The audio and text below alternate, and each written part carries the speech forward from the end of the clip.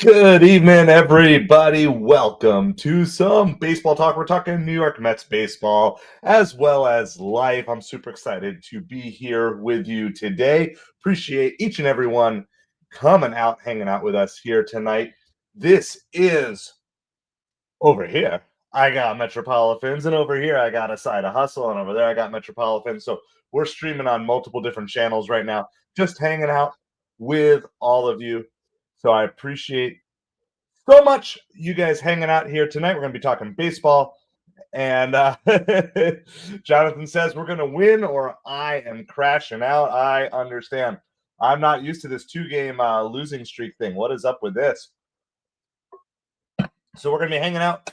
This game is going to get going here in just a couple minutes. Hello, everybody. My name is Craig. I'm excited to be here with you.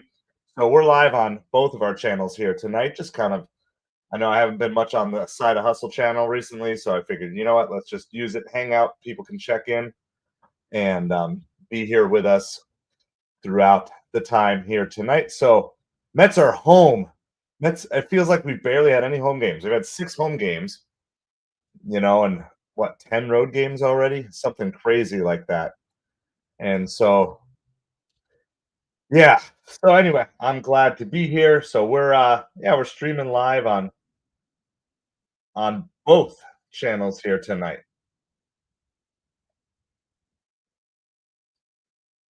All right.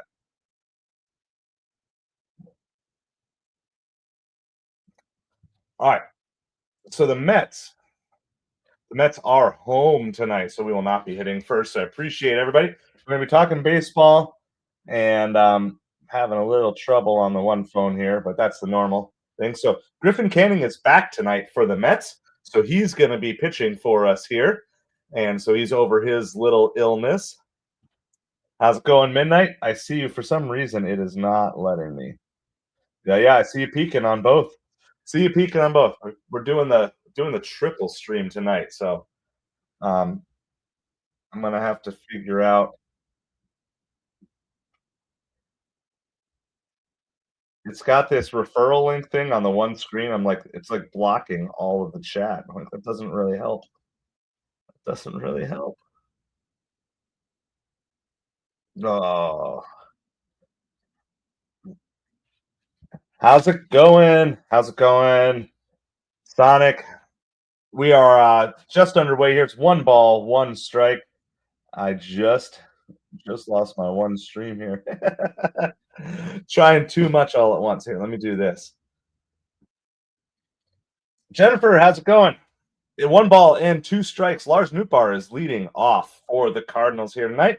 So we're here talking baseball, talking New York Mets, but we are also just talking life too. Anything you guys want to talk about any and all of those things. Cards in 1-5 on the road this year. Well, that's good. I definitely think this Mets team needs to just enjoy some good home cooking here for a little bit. So that ball is just outside. 2 balls and 2 strikes. We're top of the first inning. Yeah, I see the comments on all 3 Midnight. So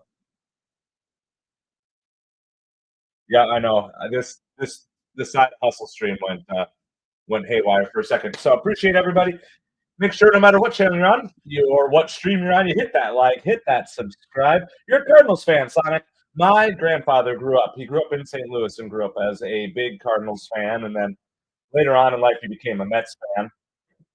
So yeah, so I remember that was back in the 50s. So oh, you're good. You're good. We're just trying out some different stuff. All right, so it's Gary, Keith, and Ron are in the booth for the Mets tonight, which is kind of like our ultimate booth. So I've been to Busch Stadium too. Definitely a great stadium. If you have never been to Busch Stadium, it's well worth the visit. It's like right in the middle of like downtown St. Louis. You get to look at the arch kind of over that. I believe it's over the outfield wall. Bar grounds it up the middle to Lindor, playing right there, throws it over to first. And that is the first out in the inning. I got to get my little streaming banner here. Hunter Wendell says doing okay. Yeah, I was kind of strange. I didn't hear any updates. For those of you who weren't watching with us yesterday, Hunter Wendell the umpire, got basically a shot. I don't know if it was the temple for the year, but basically got hit by like a hard line drive by Tyrone Taylor yesterday and had to come out of the game because of it. And so I didn't catch any other updates throughout the rest of the game. First pitch strike to Wilson Contreras. Contreras has started out the year a little bit slow. So his brother, on the other hand, Wilton Contreras, has been amazing to start the season. So appreciate everybody hanging out with us here tonight. Hope you are all doing well. I'm juggling 3 streams tonight, and I'm gonna do that. Mets need to hit with runners on base. You better believe it, Red Man. Francisco Alvarez coming back on Sunday. Is that the word? I've heard good news that both him and Jeff McNeil have been progressing well. So it is 1 ball and 2 strikes to Wilson Contreras.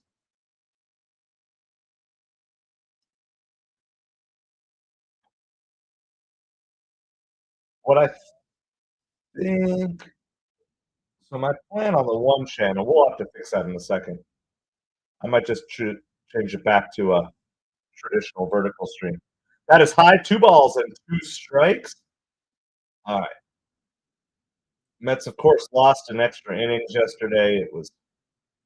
They actually made a good comeback, but they missed their opportunity to score on the top of the 10th, and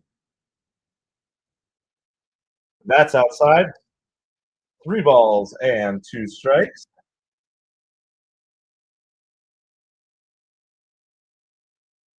Captain Jack, how's it going? Happy to be with you tonight. Full count here. Here's the payoff pitch. Outside, and he walks him. So walking a struggling batter, not a good way. Not a good way to start this game. Oh, that's totally not right. Hold on.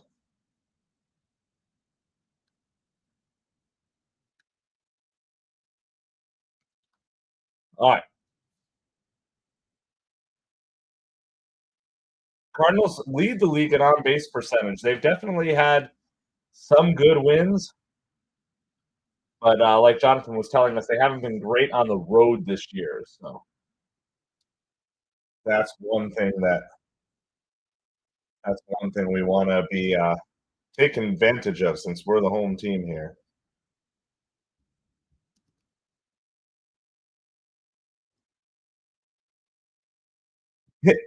Hit to Beatty, he throws to second to relay back to first is not in time.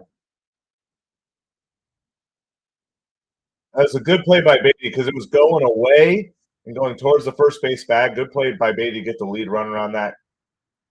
Get the lead runner. That was a tough play by Beatty. So with that in mind, might as well give you guys the Mets lineup, even though they're not hitting yet.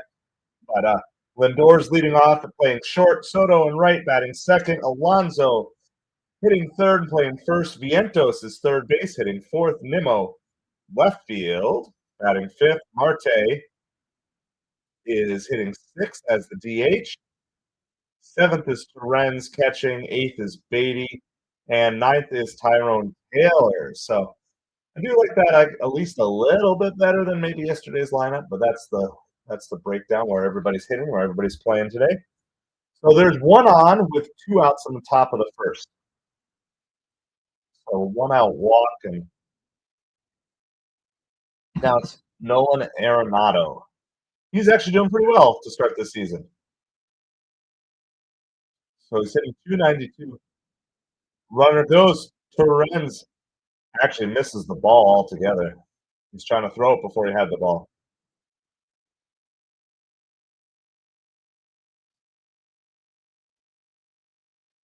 Yeah.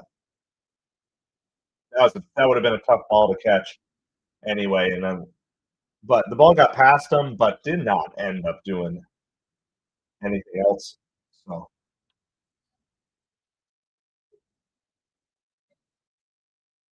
I know it's going to be like this, but for now on this side hustle stream, I got to go tall. All right, here we go. No, ooh, just outside. All right, 3-0. So Canning definitely struggling. Now you got to imagine he's probably not going to be absolutely the sharpest pitcher today.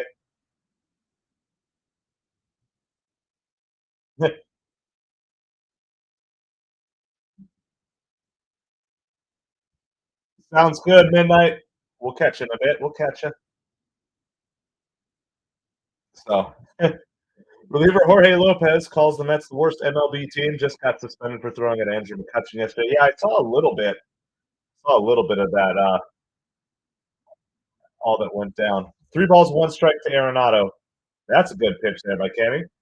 3 balls and 2 strikes. There is a runner on second here on the walk, replaced on the fielder's choice.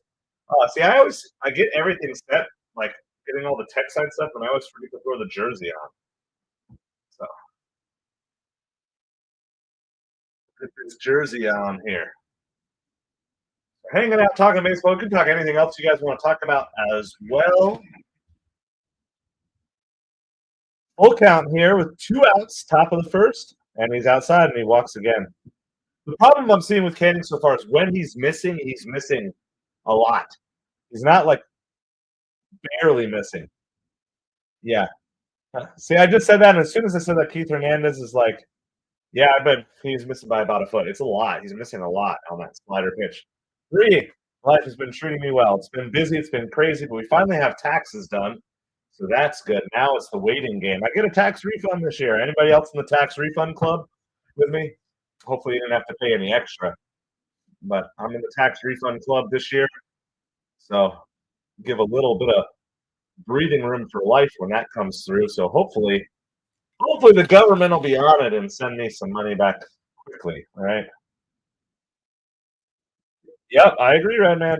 But you got to remember, Canning's like a couple days delayed on the start because he was sick. Wilson pops this one up. Shortstop. Lindor gets under it and get out of it. And so no hits, 2 runners left though on 2 walks. So we are going to head to the bottom of the second. I'm going to have to check, but one of the Met streamers that I've been following for the longest is doing a live stream tonight. Now, he's not primarily streaming on YouTube. He's streaming through another app, but he's also co-streaming on YouTube. So if that's going to be public chat, we'll go raid them tonight and probably make people upset or something like that. All right, so it's going to be Lindor, Soto, Alonso, Vientos, Nimmo, Marte, Torrens, Beatty, Tyron, Taylor coming up. Just so you know, out of everybody in that lineup, you know who has the lowest batting average? Somebody let me know.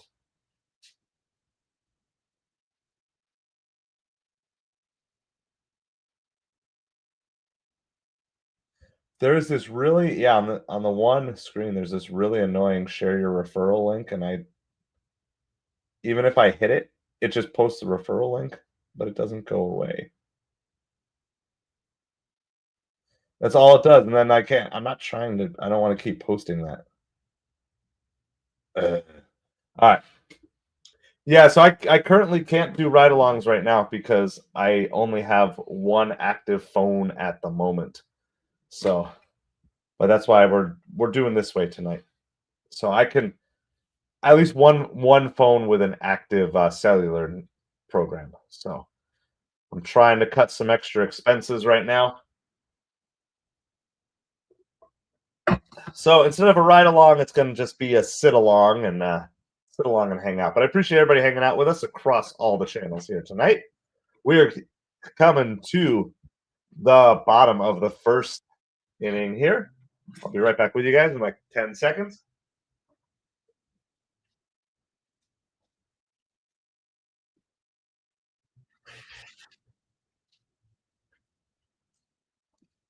We're getting over this cold here, hopefully sooner rather than later.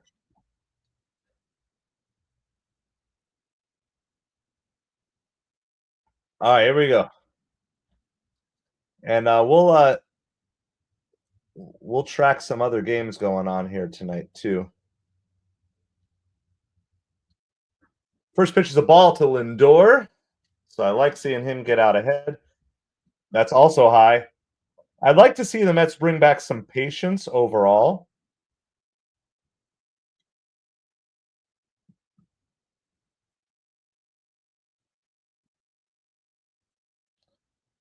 That's low. It's 3-0.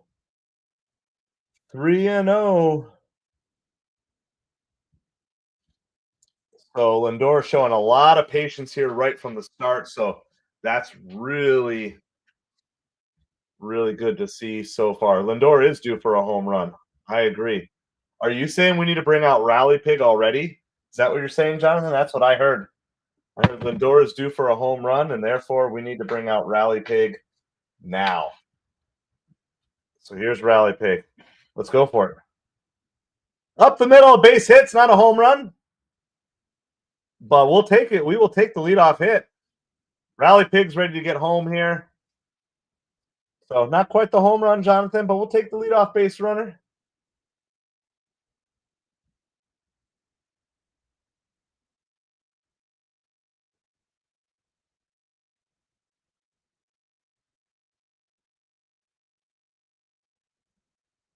By the way, the Phillies already beat the Giants earlier today.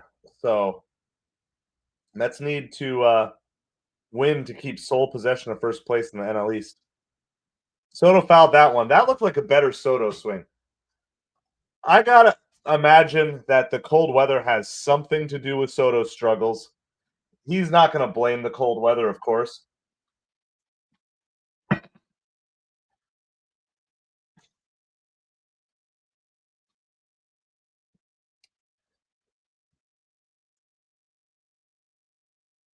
Grounded to the shortstop, and that's a double play for Soto. He hit that one hard, though. That's obviously no one's going to like that, but he rocketed that ball. That was really good contact by Soto. It's unfortunate that it ended up in a double play, but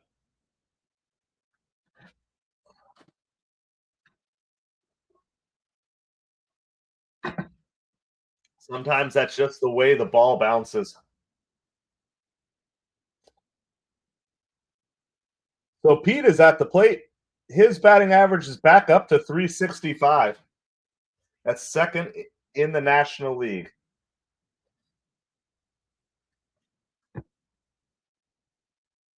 So he's second in batting average, second in on base percentage, first in slugging, and first in OPS, which is on base percentage plus slugging.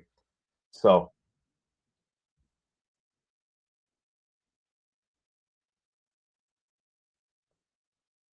that's inside 2 balls and 1 strike to Pete Alonso here. Mets do that every day. I mean, it's still, you guys got to remember, it's still the first month of the season. Everybody's like, think about how many games in spring these guys, especially the hitters, did not play in, and then they go move into playing every day. It takes, baseball is a game of rhythm. Baseball is a game of repetition, and it can take multiple weeks. Think about last year. It took Lindor months. It took him a couple of months to get to the point where he was hitting consistently. And he finished second in the NL MVP voting. Like with a really poor first month and a half or 2 months. So don't judge a season by the first couple of weeks, either good or bad. If you didn't learn that lesson after last year, you're never going to learn that lesson.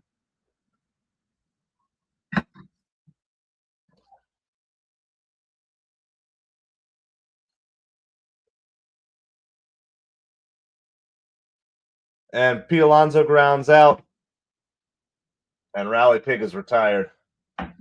So we are headed to the top of the second inning.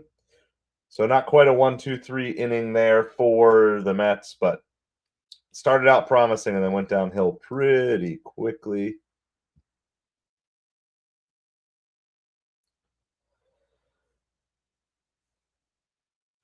Let's see, what games do we want to keep an eye on here? We'll keep our eye on a couple of other games. So what's going on right now? Which ones? Is it kind of a low? Is it not a lot of games today? Yeah, there's. All right, so let me do this. I'll do a quick little scoreboard update because there's already 5 games in the books today because a lot of teams are on getaway day, and meaning that they're going to be headed to their next series. It starts tomorrow. So the Phillies beat the Giants 6-4. Nationals lost to the Pirates 1-0. Mariners beat the Reds 11-7. That was in extra innings. Athletics completely stomped the White Sox, and all joking about the Athletics aside, they're still 9-10 here. They're like one game below 500.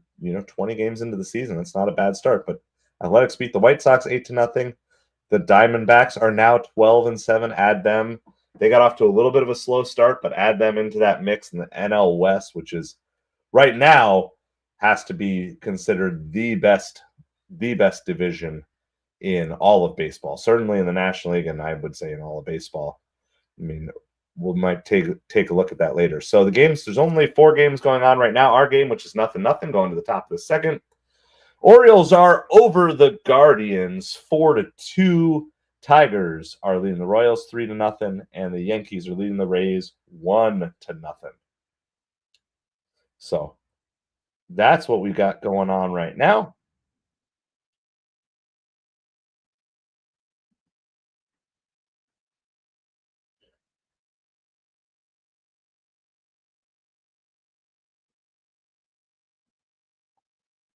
All right, Jordan Walker leads off for the Cardinals.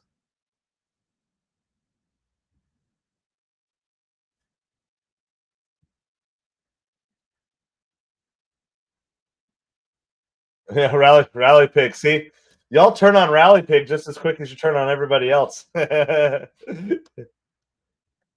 it going, Rels?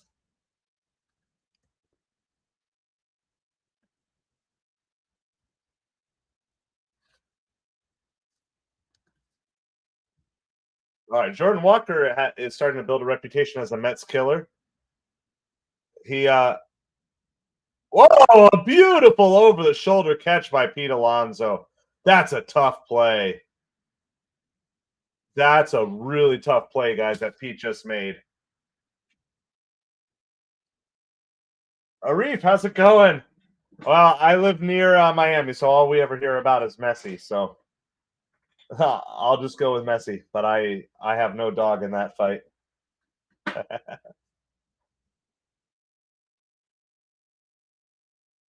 That was a great play.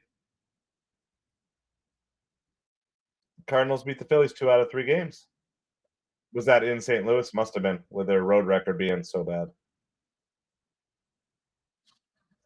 Pete looks like he's having so much fun out there on the baseball field this year.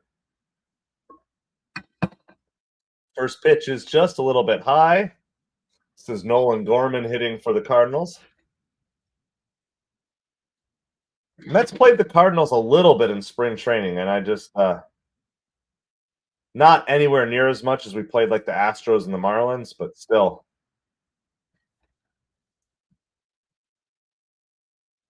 Based on like the Mets spring training and regular season schedule, you'd think there's only like 6 teams in Major League Baseball because we barely play anybody different. That one's popped up. That's out the third base side. Vientos makes that grab. So Pete's made a great play tonight. Beatty made a nice play at second. Vientos, that was not the easiest play going back on that one as well. So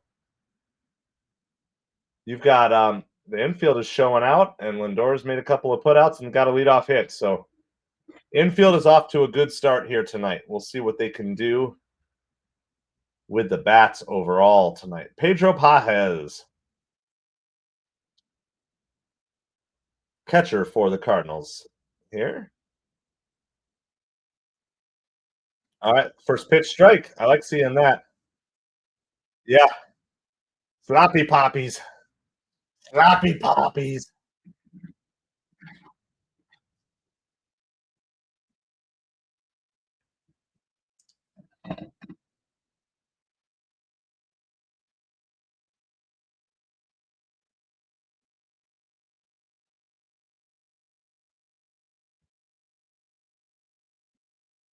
One ball, one strike to Pajes. Pajes. Good big swing and a miss there.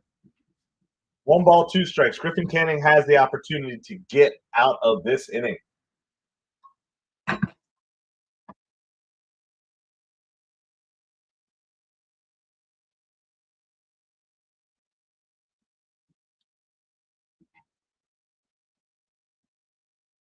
All right, here we go. 1-2 pitch. Gets him swinging. Well, Canning looked a lot better that inning than he did in the first inning, so we will absolutely take that. So we head to the bottom of the second inning. It is still nothing, nothing. 4, 5, and 6 are due up for the Mets this inning, which will be Vientos, Nimmo, and Marte. All right, I gave you this question earlier of the Mets starting lineup: Lindor, Soto, Alonso, Vientos, Nimmo, Marte, Torrens, Beatty, Tyrone Taylor. Who has the worst batting average of that starting nine? That's the current trivia question. Who do you think has the worst batting average of the starting nine in the Mets lineup today? In fact, you can even give the top three worst batting averages of the starting lineup today.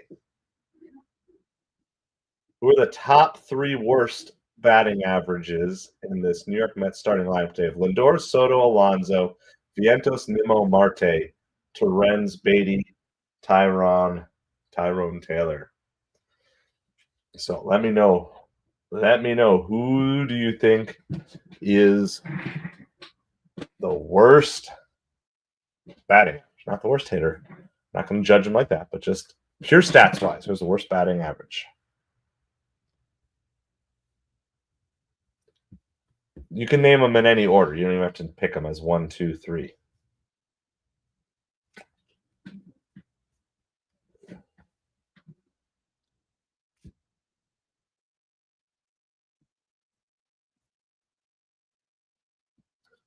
All right, we are headed to the bottom of the second. We're on commercial break right now, so you're not missing anything.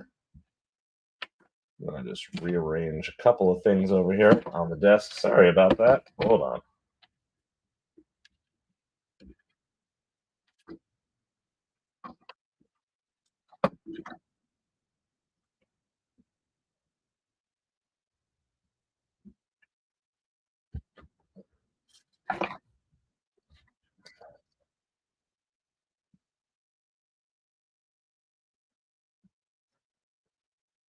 Vientos is in a 4-game hitting streak. And despite that, he is actually the answer to the trivia question. Vientos has the worst batting average of the starting lineup. This was flied out to right field and deep. And it's out of here! Home run! He says, who cares about that batting average? I am going to show you that I'm coming around. So that's a 5-game hitting streak that barely got out of there. But it got out of there. Swaggy V with a home run. I almost wonder if the Cardinals would want to review that. That seemed really close. There wasn't a great camera angle from what I. So that's great for Vientos.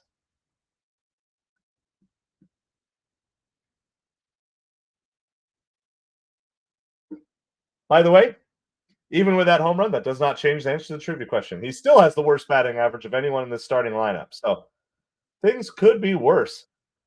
Oh yeah, there's a better replay.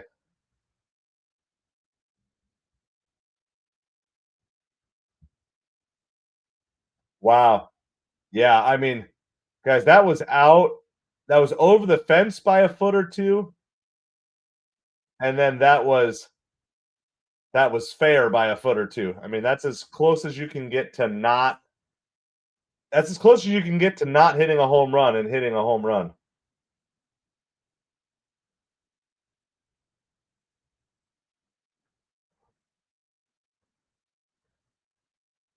Grounder past the mound, but Nimmo's going to be thrown out at first. There. So it's a good home run for Swaggy Marky V.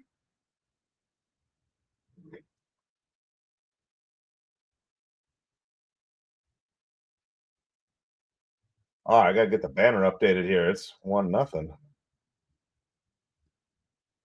That's good for Vientos for sure. That's a 5-game hitting streak for Vientos. And so it's definitely feeling like he's finally starting to get in a groove.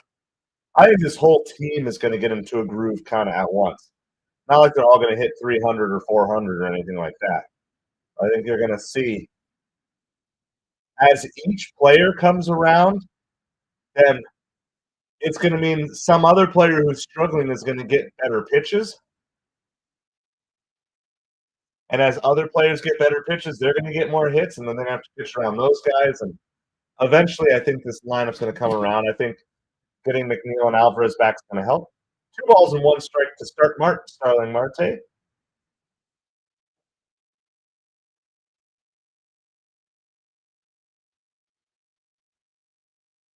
Vientos is pumped up.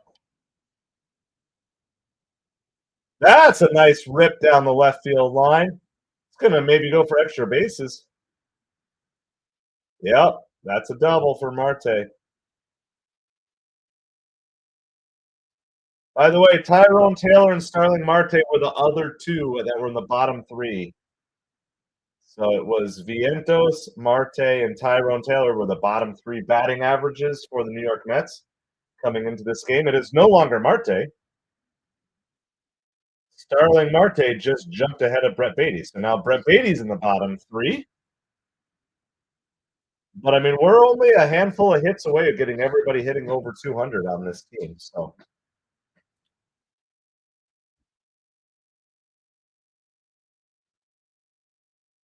first pitch is low, ball 1. So there's 1 out. Mets are up 1-0 in the bottom of the second inning. Rally Pig is currently benched. Not going to bring him out. He's going to be the jinx pig right now. Low, ball 2. 2 balls and no strikes. Rally Pig signed a 10-year, $800 million contract, so he's just struggling to get off to a good start this season, I guess. That's a nice pitch in there. 2 balls and 1 strike. Well, the Mets have the lead, which is already better than yesterday.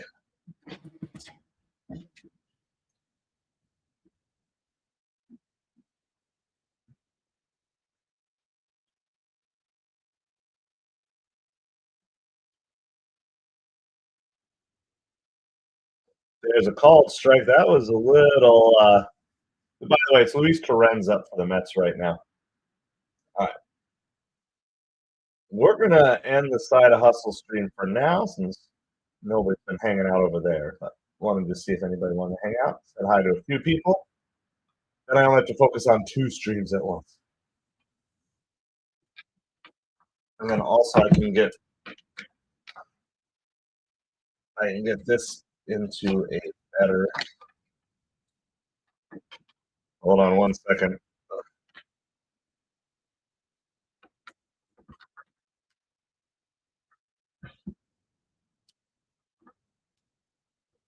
Two balls and 2 strikes to Torrens.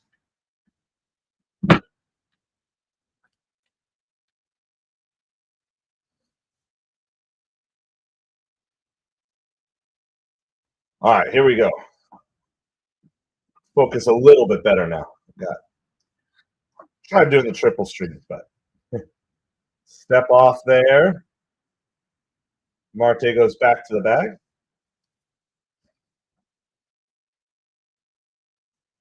So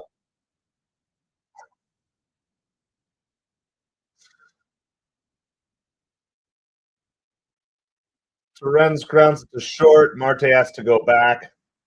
That's going to be 2 outs. It's going to bring up Brett Beatty with a runner on second and 2 outs.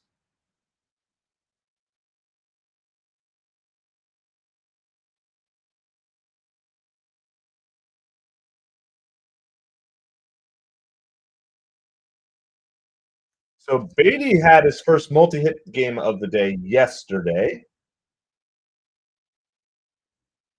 Beatty is due for a home run. That's inside. I like Beatty not getting behind 0-1.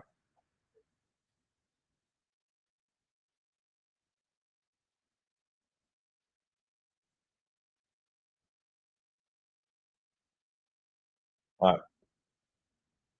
1 ball, no strikes. Beatty rips this one. It's going to fall in. Marte's going to score. It's going to be an RBI single for Brett Beatty. The Mets fans don't know what to do. Now who are you going to boo? Who are you going to boo, Mets fans? Going to go back to booing Soto again?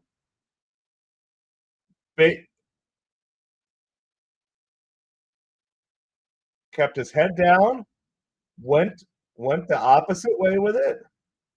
Yeah. Beatty's had some hits that have been right to hitter or right to fielders. So it's nice to see him just drop one in there too. Tyrone Taylor gets a base hit up the middle as well. So we got runners on first and second. The Mets don't just score 2 runs, they turn the lineup over. And here's Francisco Lindor. I'm going to tell you, if this team can get the bottom of this batting order going, it's going to be so much better for the team. Kaylee, no, I just can't. I only have one phone right now, so I can't stream and deliver at the same time right now. So I'm trying to cut extra expenses. So I just had to do it. So I'm brainstorming just a little bit of what I want to do to the Side of Hustle channel. So I'm still delivering, but I just don't have a phone to stream while I deliver at the moment. So that's where things are at over there. But there's something coming. It's just kind of I'm going to take a little bit of a reorganization break. I've been busy with taxes. The taxes are done. This would be really nice here. Hey, he said Lindor was due for a home run last time, Jonathan. So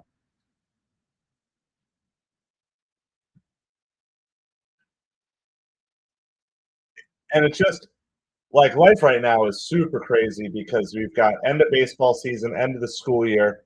My kids are just absolutely exhausted. I mean, they're up at between 6 and 6:15 every single morning. They're up till 9.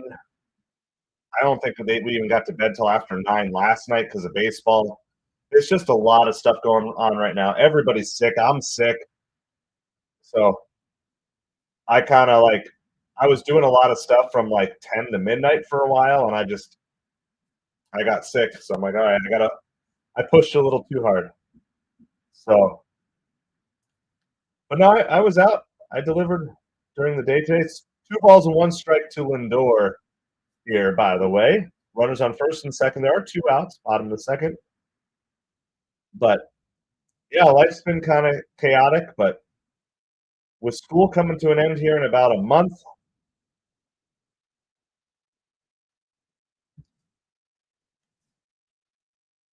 we'll try to get some more things rolling. I've also been trying to really push into this sports channel too. Trying to work to do what I need to do to get the sports channel unlocked for monetization too. So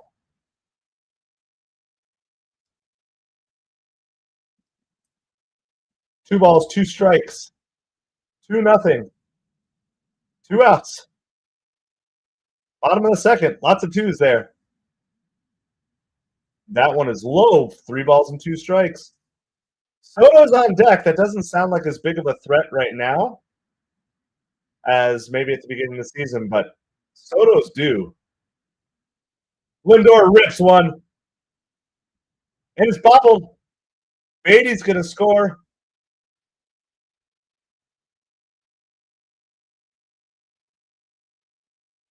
Taylor's going to score. Lindor gets tagged out in a rundown.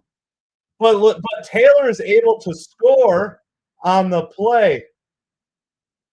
Lindor was like, that was crazy. Lindor was base coaching while out there to tell Taylor to go. I think Lindor went for the full intention of getting into a rundown there. I think that was Lindor's entire goal of doing that. He was like, you know what? Let's just get this run home now. And it counts because it wasn't a force play. Even though Lindor gets thrown out, because it wasn't a force play, that run counts. Oh, they're going to break that down. They're going to break that down when they get back. That was really cool. That's some high baseball IQ. And so now it's 4-0 Mets. 4-0 Mets going to the top of the third inning. The scoreboard on MLB hasn't even caught up to it yet. It doesn't even know what's going on. Here's how they call it on the game. This if Francisco Lindor singles on a sharp line drive to right field. Right fielder Jordan Walker. Brett Beatty scores. Tyrone Taylor scores. Francisco Lindor out at second on the throw. Right fielder Jordan Walker to first baseman Wilson Contreras to shortstop Brendan Donovan to second baseman Nolan Gorman. What a convoluted, crazy play. I haven't seen a play like that in a long time. Some high IQ by Lindor. I'm surprised the Cardinals didn't try to cut Taylor down at home. But I guess they're like, you know what, let's just get out of the inning. But that came at the expense of 4 runs being scored by the Mets that inning. That's one of the crazier plays we think we've seen. I'm going to go back and watch it while we're on commercial break here really quick because let me see if I can. All right, let me see if I can. If you're on the horizontal stream, you hopefully you guys are going to be able to see this here.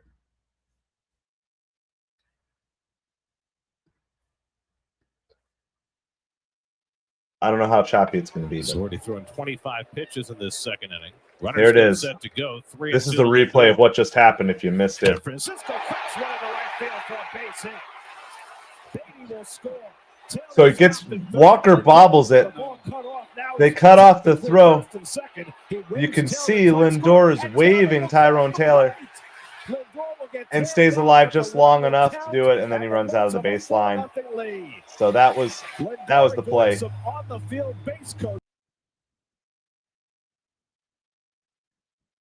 So that's what we have. All right, so here we are, top of the third inning.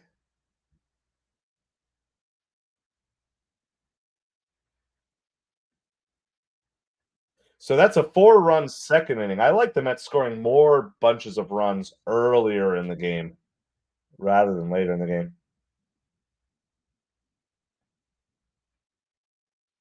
All right, there's a leadoff single here in the top of the third. They're going to break down this play here. I want to watch it.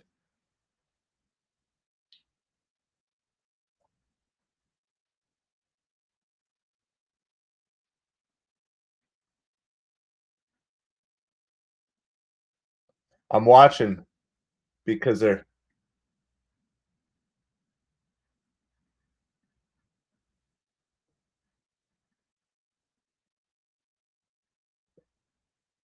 yeah, Taylor kind of delayed in his break towards home a little bit.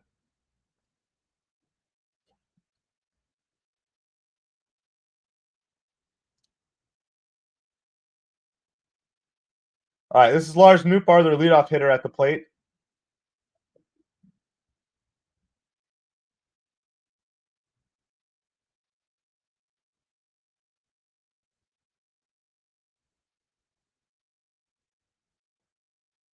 There's a lot of good scenes from that play.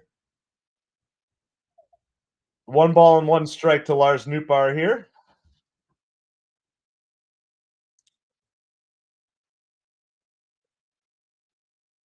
Got him! Trying to steal. Luis Torrens guns out Victor Scott, the first time he's been thrown out this year. Are they going to challenge it?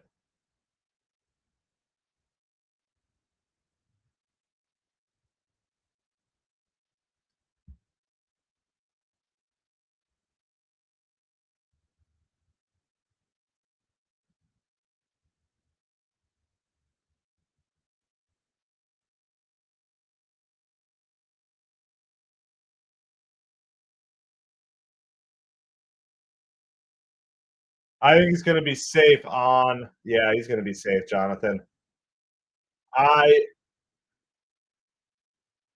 Yeah. That was a good throw by Torrens, but Victor Scott is just he's fast. Nothing wrong with that throw.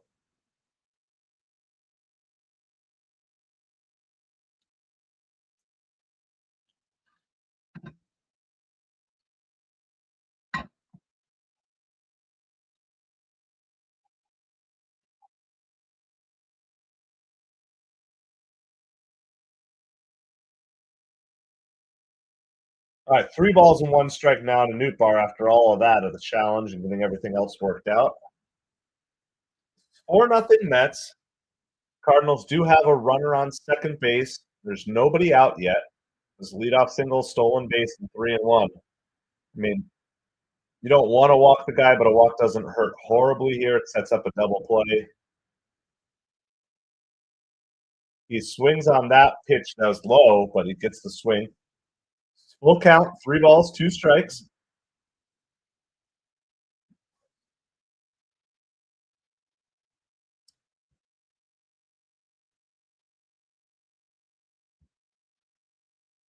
And a swing and a miss. So that went from what could have been a walk to a strikeout. So good job by Canning there. So still not set up for a double play here at this point in time, but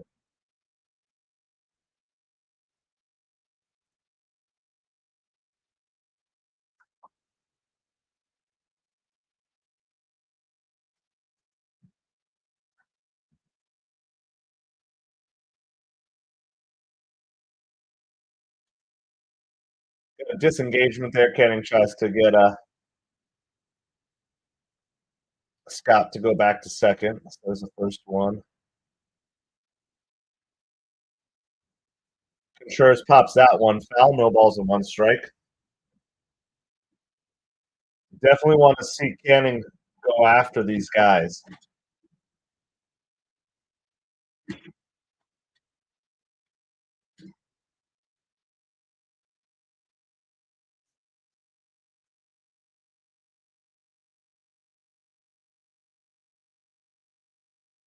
Two balls, 1 strike.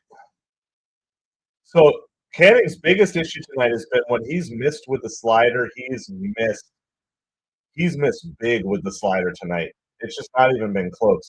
So appreciate everybody hanging out with us here tonight. We are MetropoliFins, YouTube's smallest New York Mets, Miami Dolphins channel. My name is Craig. Glad to hang out with you here tonight. Glad to be hanging out on at least an early Mets lead, 4-0. Foul ball down the third baseline. 1 ball, 2 strikes. Get one more out here, and then they got a legit chance of getting out of this inning.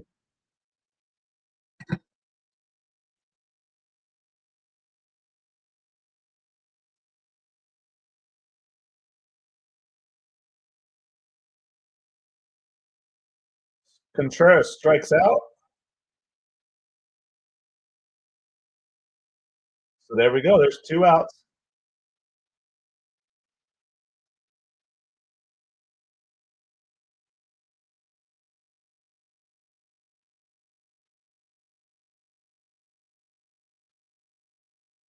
We got 2 outs. Top of the third inning. Griffin Canning trying to get out of this.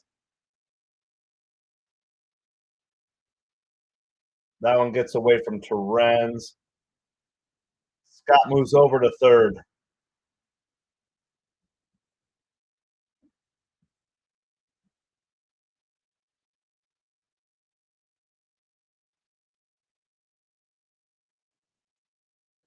They're sending them back. What are they doing? Oh, reset the pitch clock. I'm like, I don't know what that. So there's a runner on third now with 2 outs.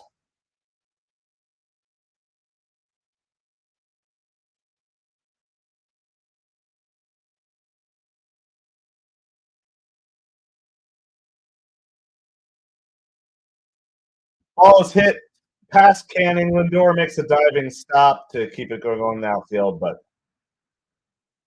no way to make the play. So that's going to be a run here.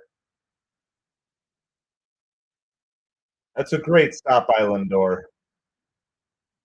There was just no way he's going to make that throw.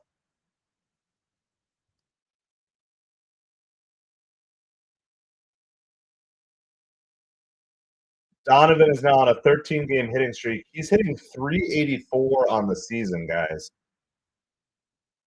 384 on the season is crazy.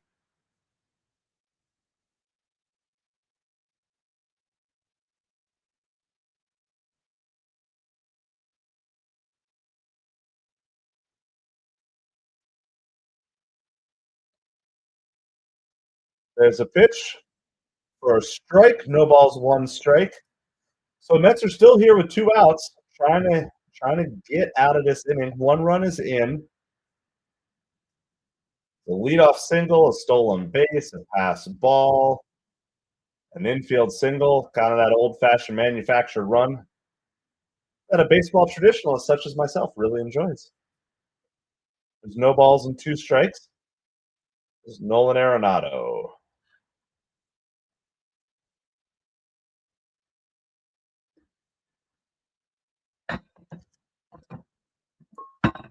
See if Cannon can get the strikeout here. That one's in the dirt.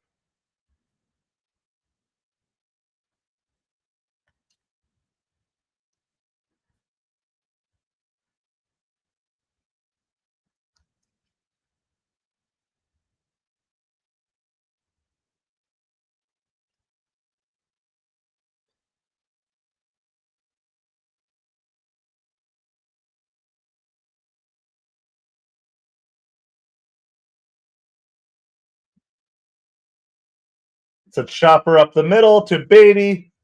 He gets it, throws it over to first, and the Mets get out of the inning. Cardinals do score 1 that inning. They score 1. So it is going to be Mets 4, Cardinals 1, headed to the bottom of the 3rd inning. Thank you guys for the love.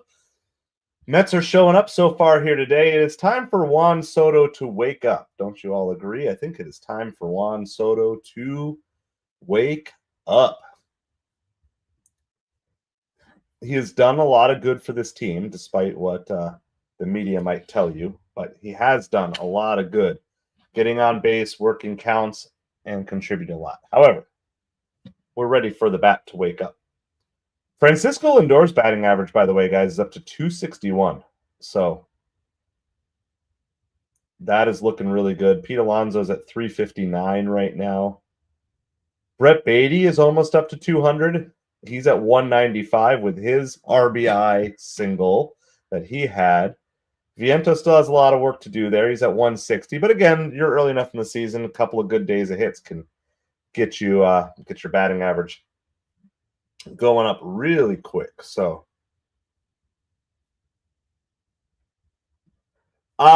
if your little leaguer tries a Savannah Banana style play, would you get mad at the little leaguer hot dogging? I would not get mad.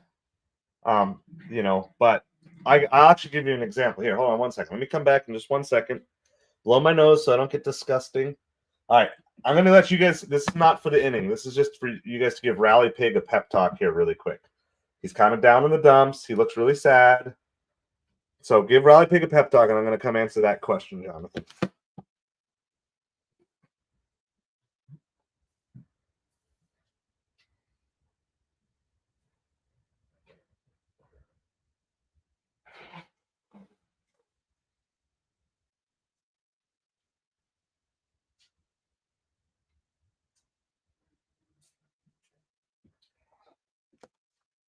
All right. So first of all, I wouldn't get mad. All right. I hope you talked, at least in your own heads, talked up Rally Pig. Let's do this. Let's tie Rally Pig to Soto. We're going to break out of the slump together.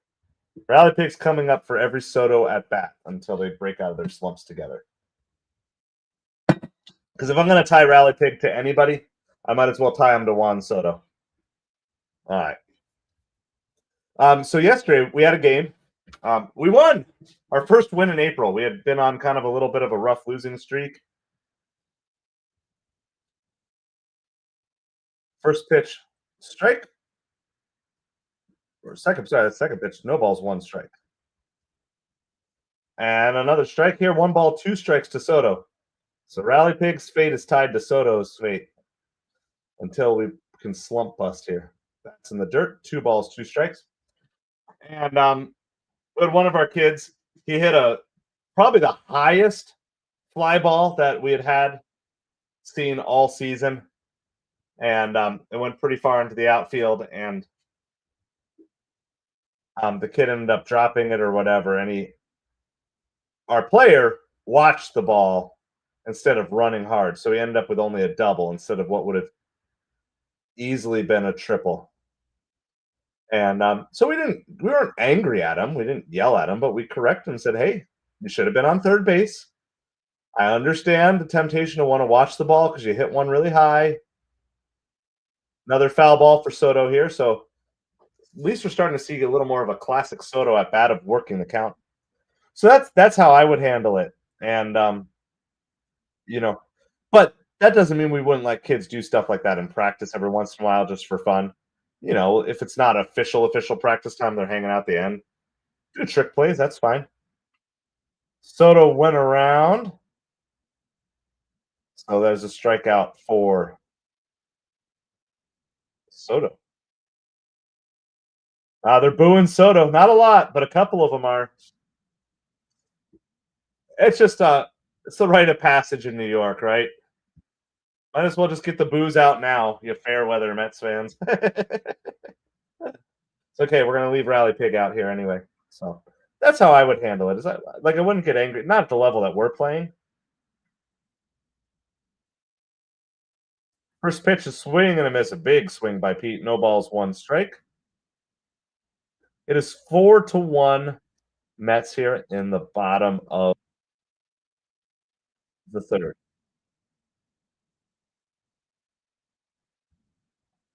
That one's in the dirt. 1 balls and 1 strike.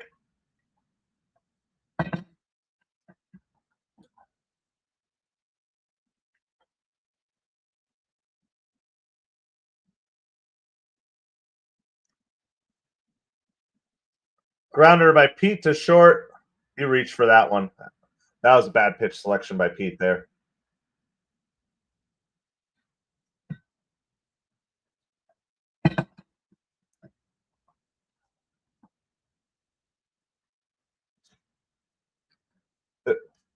Swaggy home run. I know you called it. You called it before, so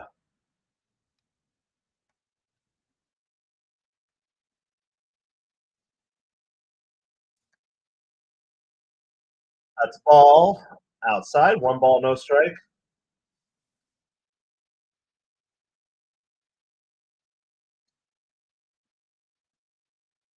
See if you can go 2 home runs. That's a ball, low. 2 balls, no strike. It's a good take by Vientos there. Kind of the bottom of the zone. So this is why I generally just want to watch players for approach instead of results. Results on a baseball field have a lot to do with things outside of your control.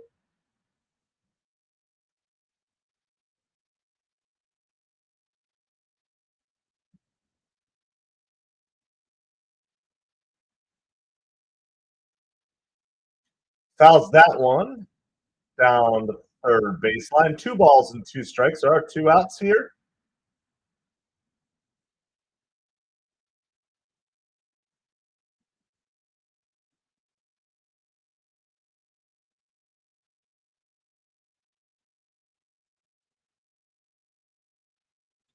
Chopper. See if Vientos can beat it out. Wow. Good play by Arenado on that one. All right. Well, there you go. Rally Pig's 0 for 2. I'm telling you. Rally Pig might get sent down to the minors. Got to find something else to replace your Rally Pig. This is New York. You don't perform. You're going to turn into Rally Bacon here. Rally Bacon? What? Appreciate everybody hanging out with us here tonight. It's MetropoliFins. My name is Craig. We're YouTube's smallest New York Mets and Miami Dolphins channel. We are on both horizontal and vertical, so whatever suits your fancy. If you're on horizontal, you get to see a couple extra perks, but you might have, I don't know. I added a lamp here tonight. I won't be able to use it every night, but you think on those of you guys on horizontal, can you see me a little better tonight? I feel like it's coming through slightly better. We're going to do a quick little scoreboard update for you all. I'm not going to go over all the games that are done, but we'll just go over the ones in progress here. Orioles over the Guardians, 4-2. That's bottom of the 6th. I feel like it's time for the Orioles to get on a nice little run here. Kind of been scuffling. Let's see what they can do over the next 6 weeks or so. See if they can really try to rise to the top of the AL East. We'll do a standings update here too, maybe in a little bit as well. Tigers over the Royals, 3-0. Again, both those teams are kind of in the mix right now. Rays, not off to a great start, but they're still 8-10. The Yankees, despite their great start, are still 11-7. So Rays are winning that game 3-1. So Rays are trying to work closer to 500. And the Angels and Rangers are just underway. And I believe, yeah, let's see what's going on in that game here really quick. Taylor Ward's been absolutely on fire. Yeah, I'm just hit a ground rule double. Taylor Ward's been absolutely on fire recently. That was like a classic Nolan Arenado play.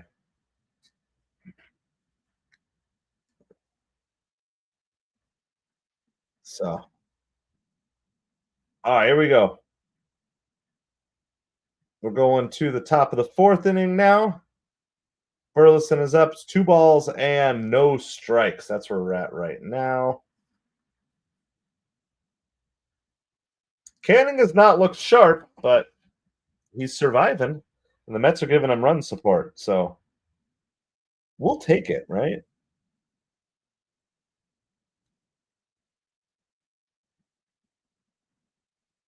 And Canning's closing in on 60 pitches in the top of the fourth. So definitely not the most efficient outing.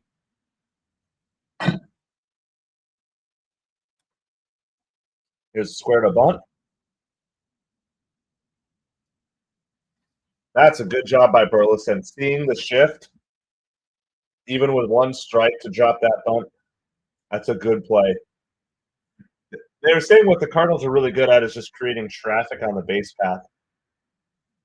I'd love to see the opposite angle to see how quick Vientos reacted to that.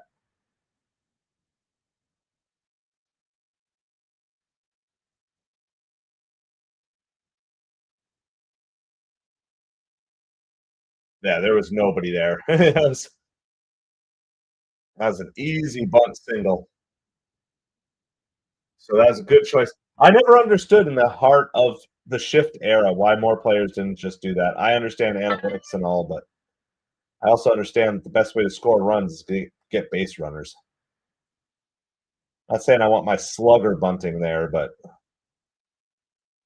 if you're like a 1 or 2 hitter or a 6 through 9 hitter and they're shifting and giving you half the field, just work on bunting so you're comfortable doing it in a game. Because all you got to do is bunt once or twice and your holes would open right back up again.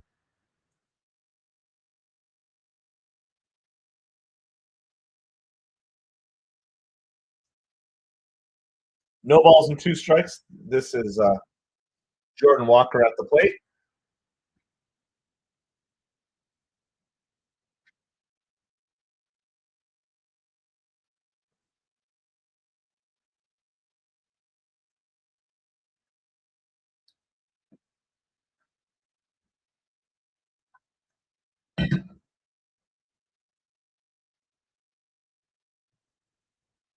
All right, here we go. Here's the 0-2 pitch to Walker and a swing and a miss. There's 1 out here. Sets up a double play to get out of this inning potentially.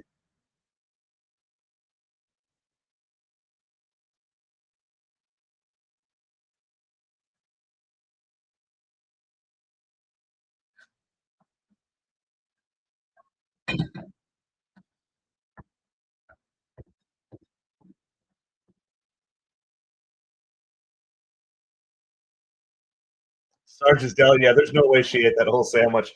I've never eaten there. Shout out to let's look up their website. Sarge's Deli. I mean, I'm not a big corned beef fan, but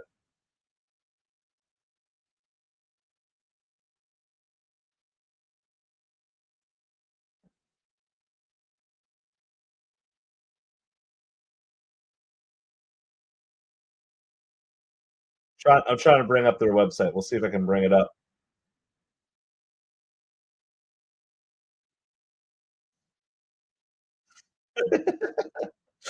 I love our booth.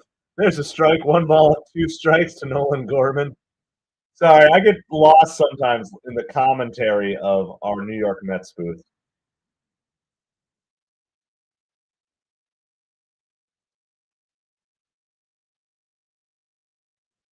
Swing and a miss, up high. Got Norman to chase Nolan Gorman, short of Norman. Got Nolan Gorman to chase that one. There's a strikeout.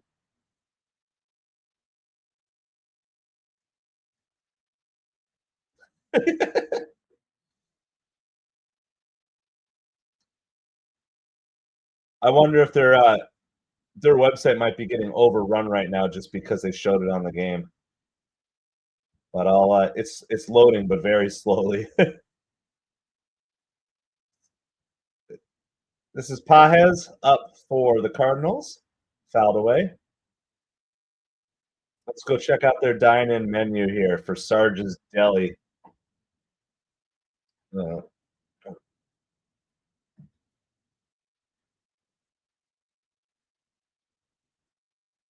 on, let's I got to share a different screen because it opened in a new tab.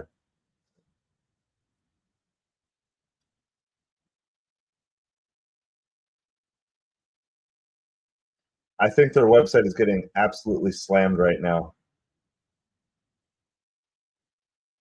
It's trying to download. Trying to download Sarge's Deli because food sounds really good right now. All right, no balls and 2 strike to Pajes.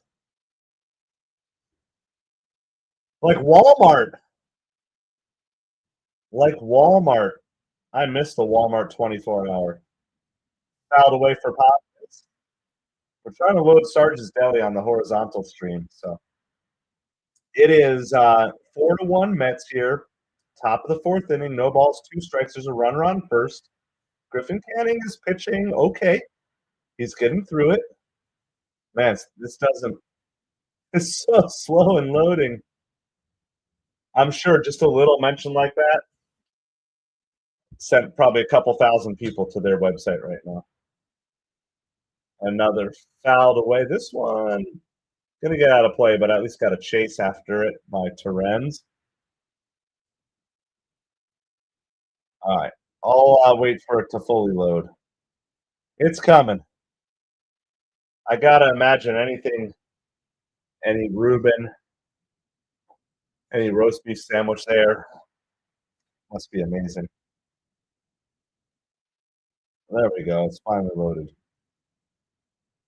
Bring that up.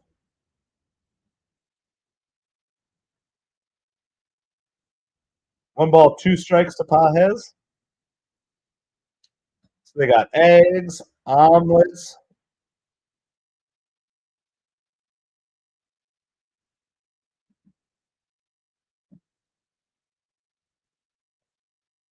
Timeout by Pajes. 1 ball, 2 strikes here. 2 outs in the top of the 4th inning. The sandwich board, corned beef. Woohoo! $26 for a corned beef sandwich. My goodness. The monster.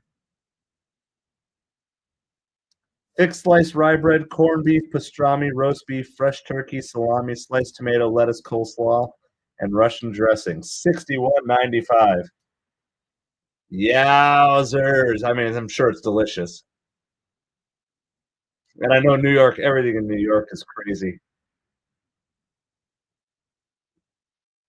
Pajes. Oh, that's a challenge on that pitch.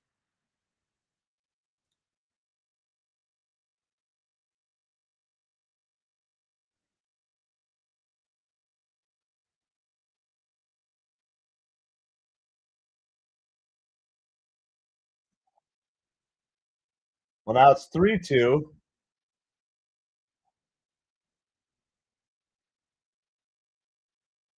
Yeah, but I mean, you see it even sometimes with like NCAA tournament, like a college. They like have an upset, and then their whole college website gets taken down.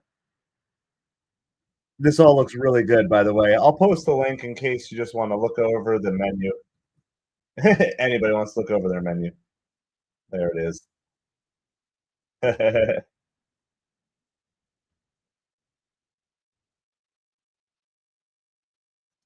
I could so not afford to eat there, but I'm sure it looked delicious.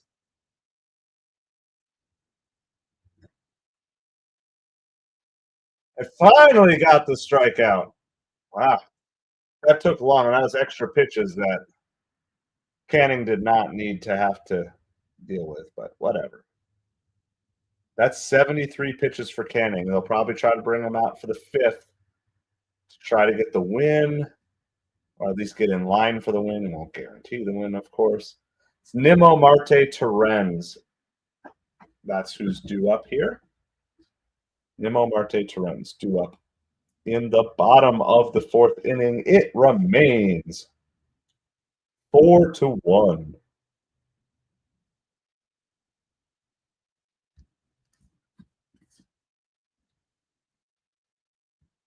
All right, let's do a standings update. We haven't done this for a while. It's always fun to just check, see where different teams are.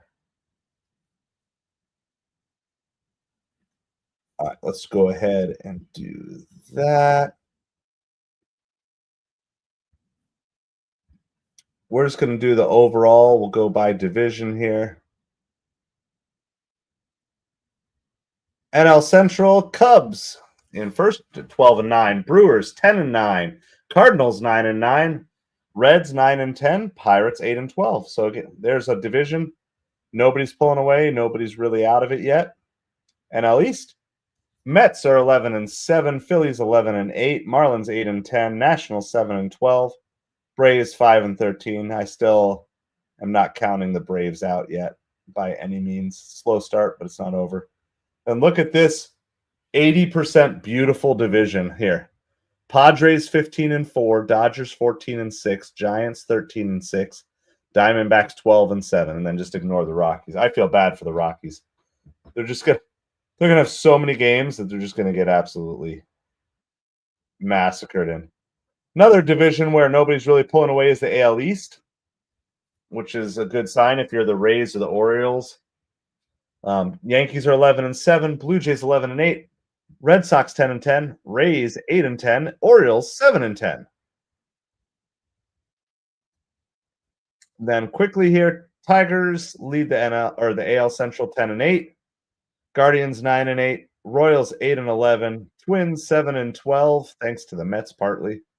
White Sox 4-14. Oh. So right now it's between the White Sox and the Rockies for the worst team in baseball. And the AL West, Rangers 11-7, Angels 9-8. That's fouled away by Nimmo. It's 1 ball, 2 strikes on Nimmo. Mariners are 10-9, Athletics are 9-10, Astros are 8-10. So definitely a couple of divisions that are no team is pulled away from. All right, here we go. Here's Nimmo, the 1-2 count.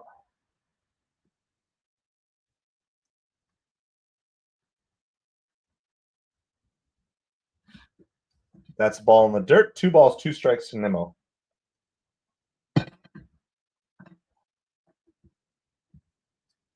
So appreciate everybody hanging out. Make sure you hit that like, hit that subscribe. This is MetropoliFins. We're YouTube's smallest New York Mets and Miami Dolphins channel. My name is Craig. And right now the Mets have a 4-1 lead. This is a chopper to the right side. Glove flip gets Nimmo at first. Mets are going to see if they're going to challenge this here. Nope. He got him.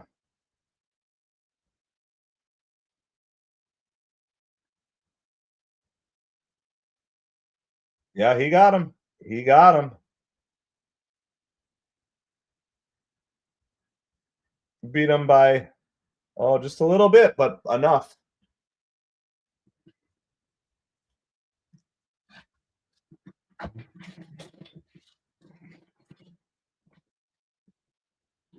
All right, Starling Marte at the plate. He had a double, scored a run in his first at bat. One more hit might get him over the 200 mark on the season. There's a strike. No balls and 2 strikes to start Mart.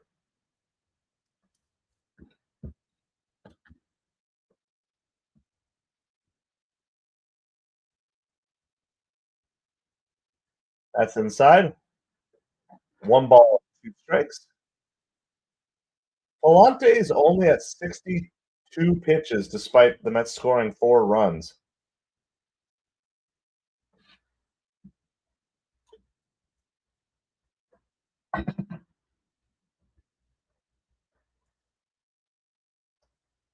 That's an interesting thought, right? The Yankees just went to Steinbrenner Field, which is their spring training home, and they're the visiting team in the visiting team locker room. That's really funny.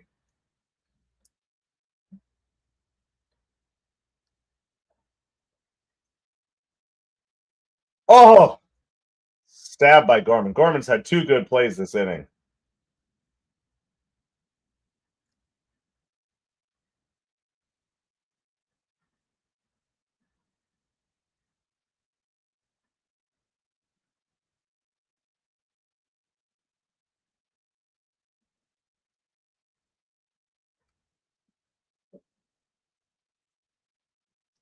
All right, so there's 2 outs. That was hit softer than it looked. Run's first pitch swing, and that's quick inning. So Palante has settled down. Oh, they're going to do an interview with Darryl Strawberry next. Steve Gelb's going to interview Darryl Strawberry next. All right, I'm going to shift the desk down and sit down for a little bit. I've been standing this whole game. We're going to move to. We got one of those adjustable desks. So here we go. Slowly come back into view.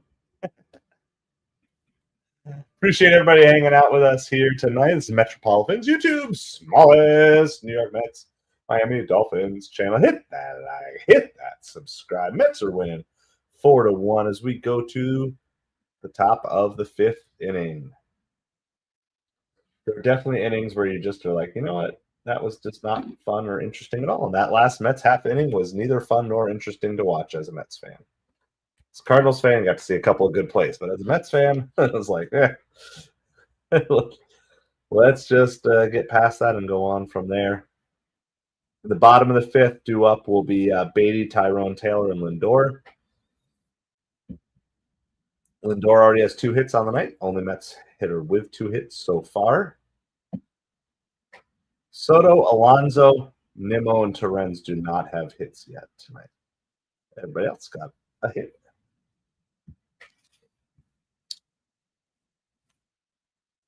So we're on commercial break. You're not missing anything.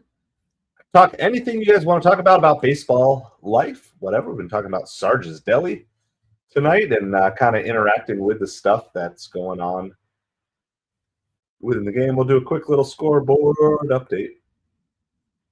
Angels and Rangers are tied at 1. That's through 1 inning. So have that. The Rays have a 3-1 lead on the Yankees. Tigers lead 4-0 over the Royals. And Orioles have opened up a 6-2 lead on the Guardians. So they were down 2-1. They're up 1-0, down 2-1. And they took a 4-2 lead, and then they expanded with a 6-2 lead. I think that I have confidence that Orioles team is going to be there at the end. All right, I'm going to listen a little bit in. Oh, mic issues. I want to hear a little bit about this Darryl Strawberry interview going on. 4-1 Mets here, top of the 5th inning.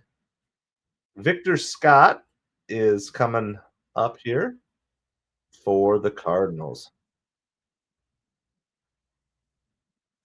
Speedy center fielder for the Cardinals.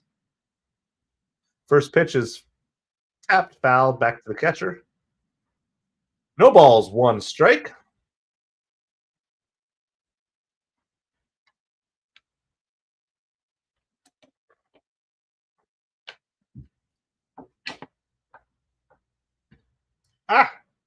Turn the camera around there for a second. All right. Canning is ahead 0-2. I'm sure the Mets strategy is try to get Canning through the fifth so he can get in line for the win. His pitch count is up there. It is at, was that 77 pitches maybe? No balls and 2 strikes to Scott. Yeah, 76 pitches for Canning already. His slider has not been sharp. He's had a lot of 3-ball counts. But he's managed to kind of get through areas of peril. 1 ball, 2 strikes to Scott. After that, we go back to the top of the Cardinals lineup, which will be Nootbaar, Contreras, and Donovan.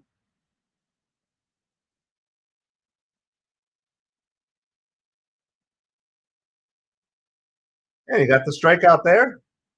That's a good fastball, high and out. The Cardinals seem willing to chase some of those higher pitches, so that's been a yeah.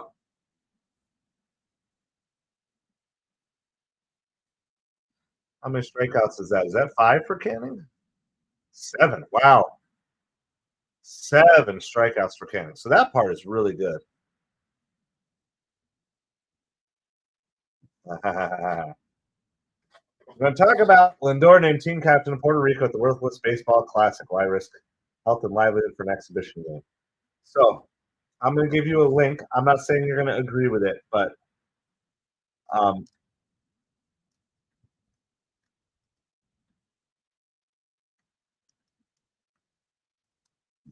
0-2 to Nootbaar here.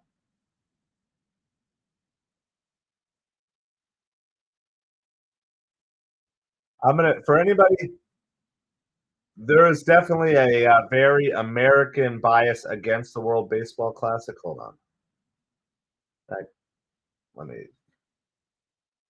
me clean up that.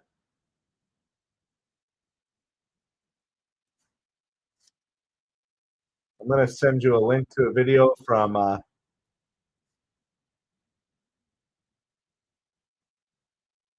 yeah. That's fouled, out of play. All right. So this is the link. It's from the channel Baseball Doesn't Exist. They make some good content. I don't agree with everything they say. I'm not saying I agree with all of the conclusions that he comes to with this. But that is a video that I would highly recommend you go watch if you want to understand the international side.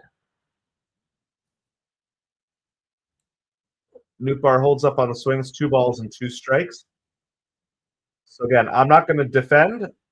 I would prefer to see it just move to slightly different than how it is and just be a series after the World Series. That's popped out to center field. Tyrone Taylor makes the catch. But there is a lot of national pride for a lot of these foreign-born players. I mean, Aaron Judge was named captain for the United States. Some people won't care about that, but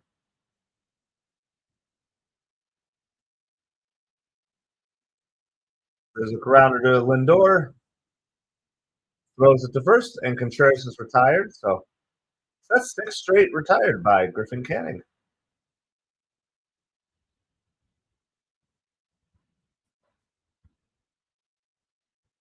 And we go to the bottom of the 5th inning. Mets have a 4-1 lead.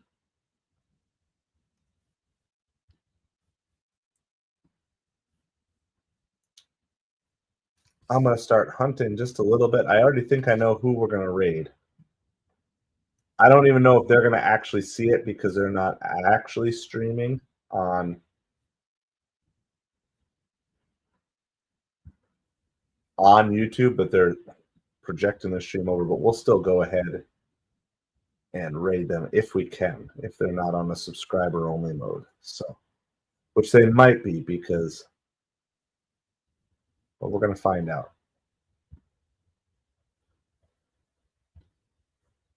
We shall find out here in a second.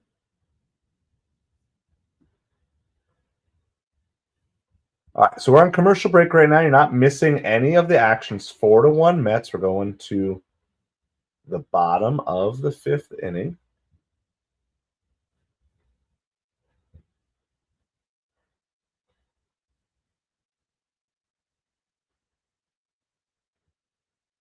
Oh, yeah, they're not even allowing live chat. Okay. They're just watching, no live chat. I was going to do that. All right. Well, now I'm going to have to search for someone else. Let's go do some hunting.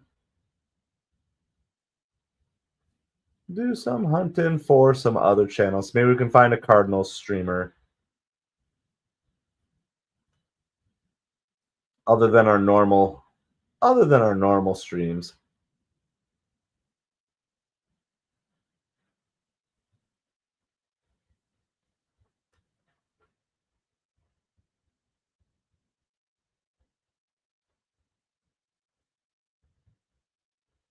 Well, I appreciate everybody hanging out here. So, all right, we are back. It is Brett the Threat Beatty. First pitch ball, second pitch called strike. 1 ball, 1 strike. He had an RBI single and scored a run in that inning.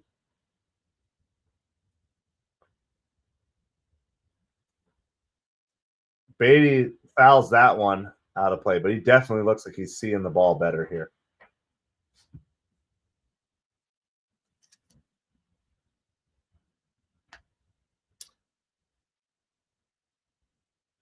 No Cardinal streamers at all. That's so crazy to me.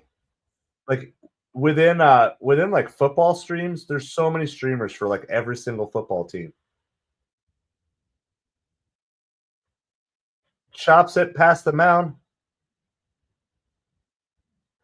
It's going to be thrown out there. That's kind of the defensive 2-strike swing you kind of have to take on that. Gorman's made a lot of good plays tonight.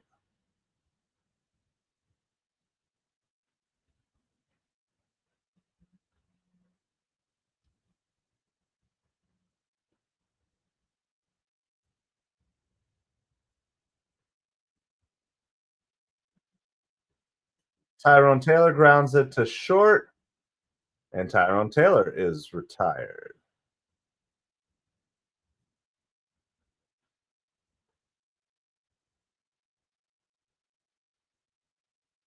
Well, we could look for someone else streaming another game too.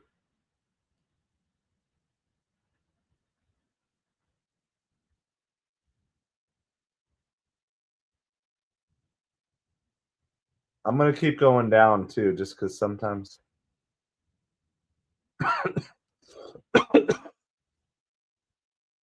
This is Francisco Lindor coming to the plate.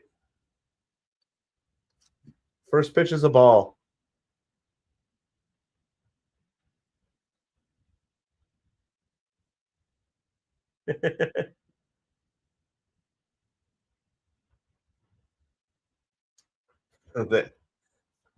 I know nothing about horse racing, Brian.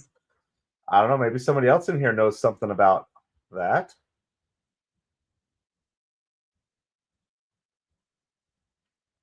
Someone wants to help Brian out with any advice. Feel free to chime on in. How are you doing tonight, Brian? Thanks for hanging out with us here. I've never been to like horse racing, but I used to have some family that lived up in the way of Schenectady. I always thought that was such a fun name to say. Schenectady at the Belmont. All right. Belmont Stakes 2025.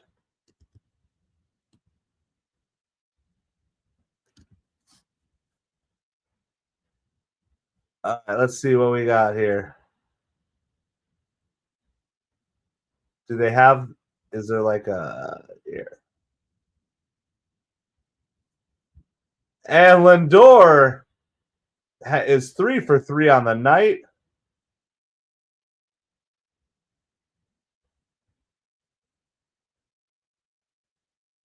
The 2025, by the way, I'm assuming I don't know if it's outlawed everywhere, but they did get rid of Greyhound racing near us. I'm going to learn something here, Brian.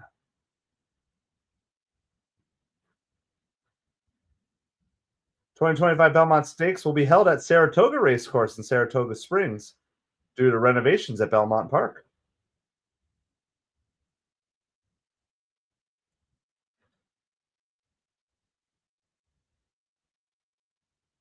It's going to take place Saturday, June 7th.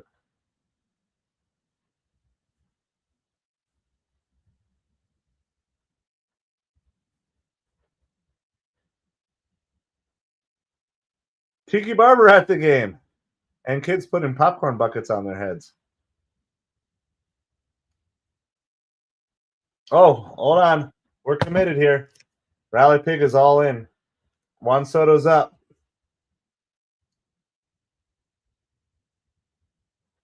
Soto. Big swing there. No balls and 2 strikes to Soto.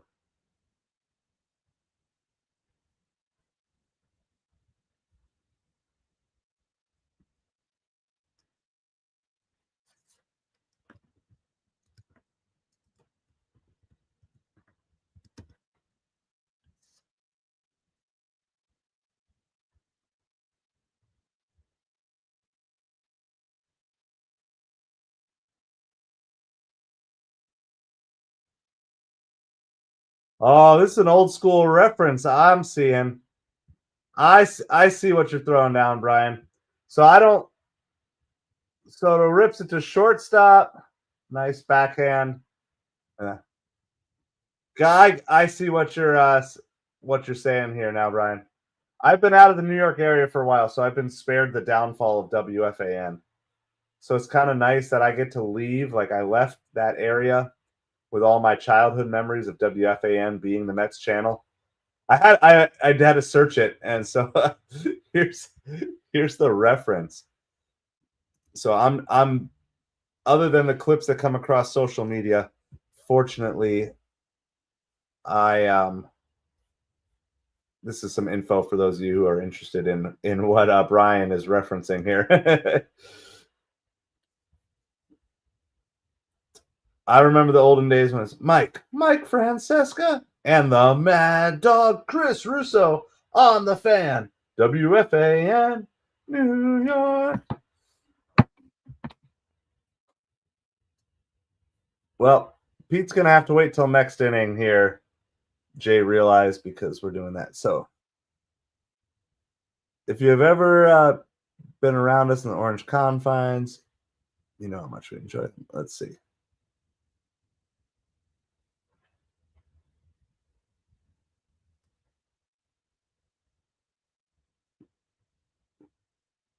All right, so I'm going to scroll down here. This is from May of 2015. You're busting out a 10-year-old reference here. And I've been out of the Northeast for a lot more than 10 years now. But Ryan from Eastchester called into Francesca to chat him up about the Belmont Stakes and proceeded to ask if the number 18 horse was from Schenectady. The only problem is the Belmont Stakes hadn't even ran yet. A perplexed Francesca couldn't make heads or tails of the question Ryan was asking, especially when he kept saying the horse was from Schenectady, New York. Mike concluded the call by hanging up on Ryan, saying, "Do me a favor. When you get back from Mars, give us a call." Yeah, I'm fortunate, right? Like I got to enjoy the peak of WFAN before they did that. Tiki eats hot dogs like the rest of us. Just an average Joe. Got it. Yeah, because Tiki's on radio now too, right? See, I catch little bits. What's like the guys that everybody hates? It's like Sal and somebody. The two guys who make a big deal kind of about like every little thing. They blow up every little thing for clicks and clickbait stuff. So yeah, no, I'm happy. I fell asleep listening to WFAN radio and Mets games as a kid. Like I mean, if I was home and they were on the radio, I would listen to them. I mean, sometimes I might only make it through the first or second inning, if it was a West Coast game. And I woke up for years to that quack from Imus in the morning. Like, didn't even understand anything that was going on Imus in the morning. Wow, Griffin Canning is back out here, guys. Kudos to him for pushing through. He's at 86 pitches, so he's got to be on a super short leash. But I'm sure we're trying to just save our bullpen as much as possible. So, yeah, I mean, for years, I woke up to Imus in the morning because I was always falling asleep. And I had one of those little portable radios, right, that had like the antenna, but I just had it under my pillow. And like I literally listened to that radio. And then I knew in the morning, like I knew exactly how far I had to flick it to get to 880, which was the news, which I don't know why I cared so much about the news, but the guy turned himself into a baseball. All right, I'm going to screen share this. That's pretty funny. For those of you not actually watching the game on SNY, hold on. You gotta see. Guy turned himself into a baseball card. That's so legit. David Wright baseball card at that. Okay, that's really funny. The camera work, the commentary of it's 2 balls and 2 strikes to Donovan here in the top of the 6th inning. My banner's out of date. It is 4-1 Mets. Appreciate everybody hanging out with us here tonight. Mets put together a really good inning. Got them out to a 4-1 lead. Anybody that you want to complain about in this lineup has gotten a hit tonight, with the exception of Juan Soto. I don't think anybody else. Is there anyone else who hasn't gotten a hit that you can complain about? Can't complain about Terrens. I guess you can complain about Nimmo if you want. Can't complain about Alonso. So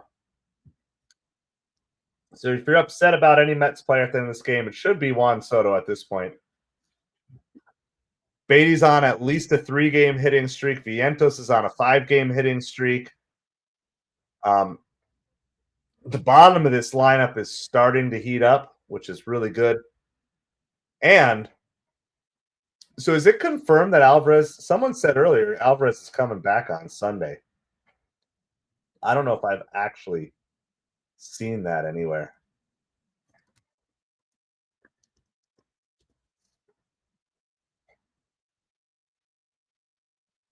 Brandon Donovan on his 13-game hit streak is hitting 500. 24 for 48. Now 24 for 49. So that's the 8th strikeout for Canning. Oh, that's a beautiful pitch by Canning. Oh, great hold. That was a great hold by Terrens. Hurt his wrist maybe a little bit. That was so hard. Yeah, that was a really good job by Terrens to hold on to that ball. Swing and a miss. This is Nolan Arenado. He's 0 for 1 with a walk, but hitting 288 on the season. So this Cardinals lineup has weapons that can get on base and can really do damage once they get on base. But Canning's done a pretty good job of limiting base runners. They're trying to get him through 6. What's his pitch count at? Getting up there. Take those stats off the screen. It's got to be in the 90s by now. Yeah, 96. They're going to – base runner gets on, he comes out maybe. Leave him in as long as he can do that. Yeah, 96. 97 now.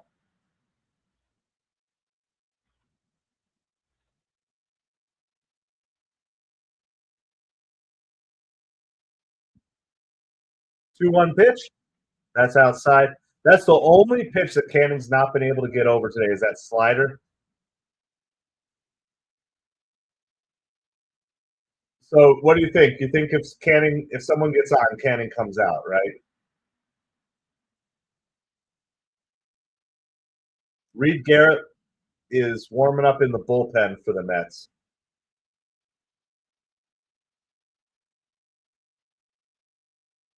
Foul back by Arenado right as the wave goes by behind. 3 balls and 2 strikes. Canning is going to be pitch number 100 for Canning.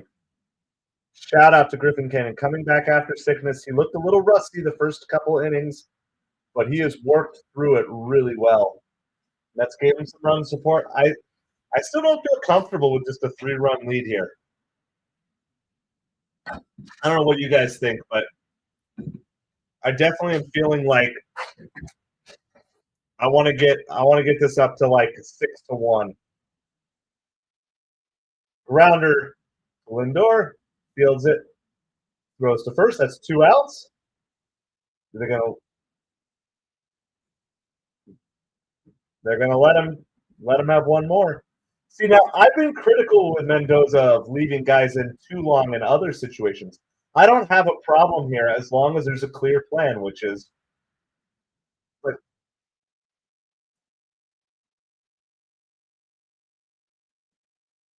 this is 101, 101 pitches. This is Burleson hitting now. First pitch strike. That's exactly what you want to be seeing here. Continue to pound that strike zone. This is just looking and feeling like just a good solid night for the Mets. Get back on track. Canning, ball hit to Canning. He tips it off his glove to himself and he retires it. That is a great job, Griffin Canning. Coming back from the illness, a little bit rusty against a Cardinals lineup that can put the ball in play and can steal base. I mean, and really, the only run that the Cardinals got was a completely manufactured run, which, again, kudos to the Cardinals for doing that. But, that was Scott. He got on, stole a base, and then moved over on a pass ball and then came in on an infield hit and everything like that. So the Canning flu game. So that's absolutely great performance by Griffin Canning. Again, great performances for individuals have nothing to do with the end result in the game. Obviously, you want to win, and of course, all these guys want to win, and we want to see the Mets win. But win or lose, Griffin Canning showed up, and he pitched tonight. All right, so for the Mets in the bottom of the 6th inning, now I would love to get Palante out of the game here too. He's only at 80 pitches, though. Despite the Mets having a 4-run inning, they just haven't worked a lot of counts, so it's Alonso, Vientos, and Nimmo. Alonso's 0 for 2. So it'd be nice to see an Alonso leadoff hit here would be really nice. By the way, thank you everybody for hanging out. This is MetropoliFins, YouTube's smallest New York Mets Miami Dolphins channel.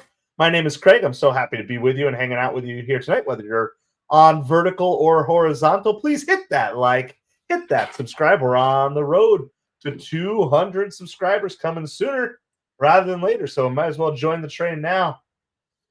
So appreciate it. I haven't even checked. Where are we at? Where are we at? Yeah, we're at 183. So we're just looking for 17 more subs to get to 200. Help show the YouTube overlords that this channel needs some more eyes on it. First pitch is a ball to Pete. Pete's about the only one whose work counts tonight. Ball 2.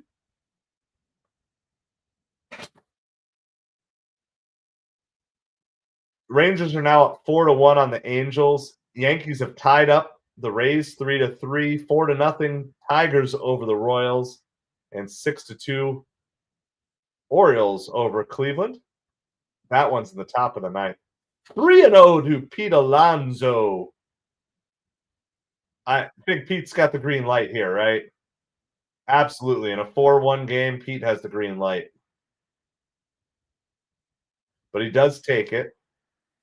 3 balls, 1 strike.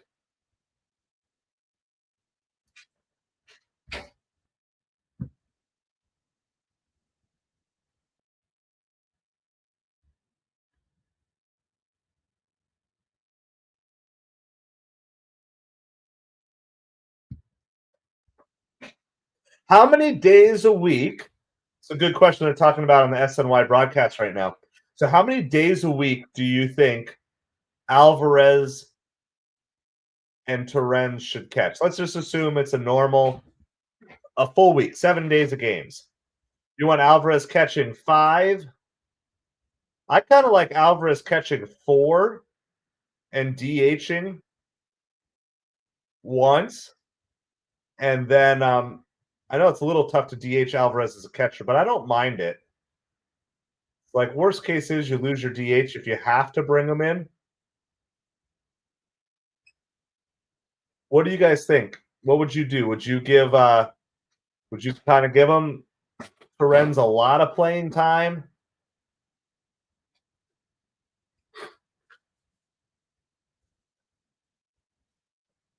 I mean, if Torrens can maintain, I love the idea. They call it strike 3 on that without an appeal.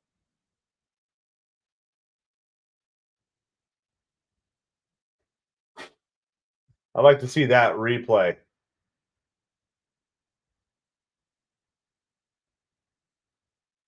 Yeah.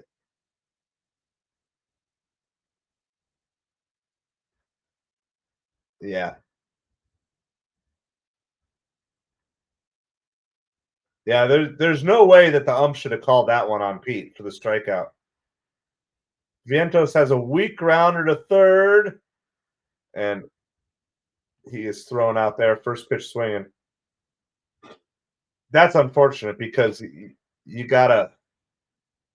I think you gotta check with the umpire at first on that one. Maybe he would have said yes, maybe no, but I don't want the home plate umpire making that close of a call.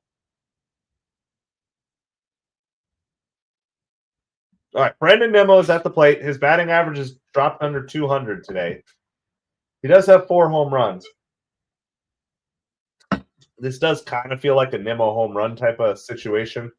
Not necessarily that I'll hit it, but that he might swing for a home run. 2 outs, bottom of the 6th inning. Now, that first pitch was probably a strike and just called it a ball. Even the ABS ball strike challenge system wouldn't have bailed Pete out there on that pitch, though. That one's a strike. 1 ball, 1 strike to Brandon Nimmo.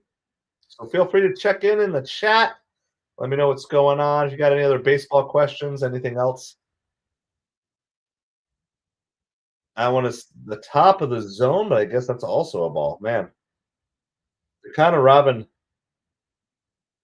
this pitcher here, Palante, of the top strikes. 2 balls and 1 strike to Nimmo. Nimmo fouls that one back. 2 balls, 2 strikes.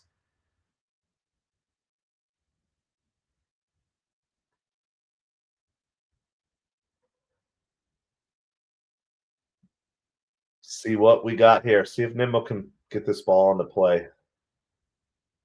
That one's inside. Full count to Nimmo. I do kind of miss the old Nimmo of working the count. I just wish he would kind of change his approach depending on the situation a little bit more. Pops this one up. That's going to be an easy catch for the left fielder. And we are headed to the top of the 7th inning.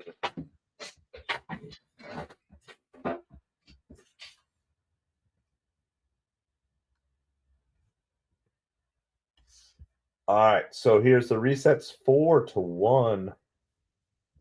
4-1 Mets over the Cardinals.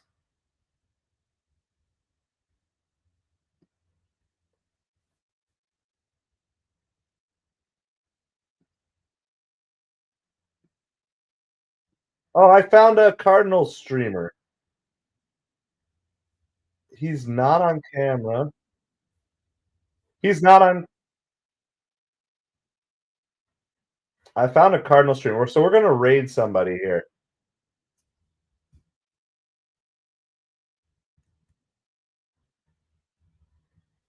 All right.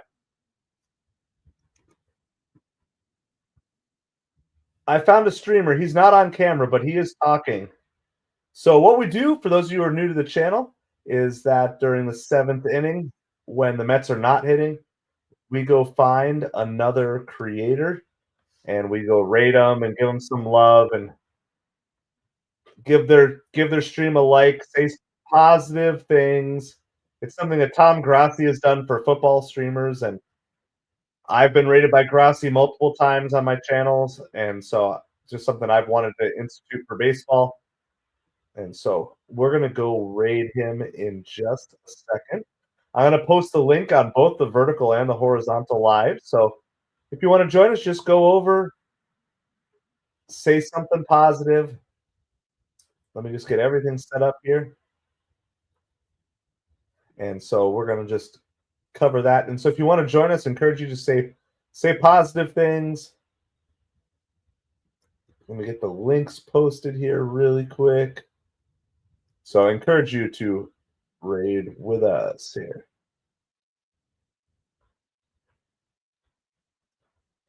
All right. Reed Garrett is coming in for the Mets. Links are posted in the chat. Rated by the MetropoliFins fam. Let's go Mets, baby. There we go.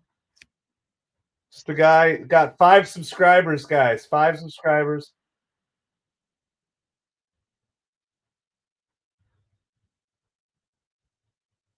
So, Chirping Redbird. So we found a Cardinals streamer. So go say hi, like their stream. This showed up like at the way bottom of the search results. So give them a little bit of love, boost to their channel.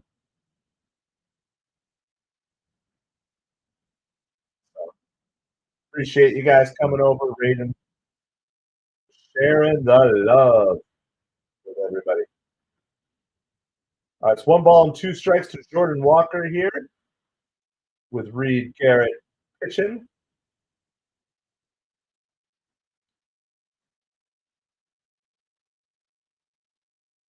And I don't know if he can see our stuff or not, but it'll at least help the YouTube algorithm for him. So appreciate you all.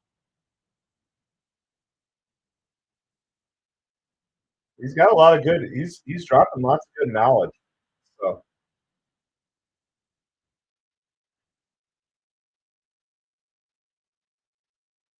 yeah, he's got an easy voice to listen to. So if you're a Cardinals fan, he's giving some good info here. So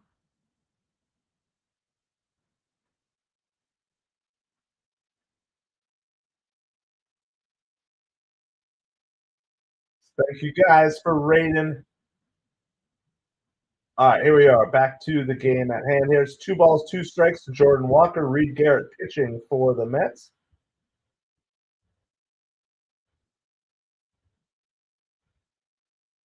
Three balls and 2 strikes now to Jordan Walker.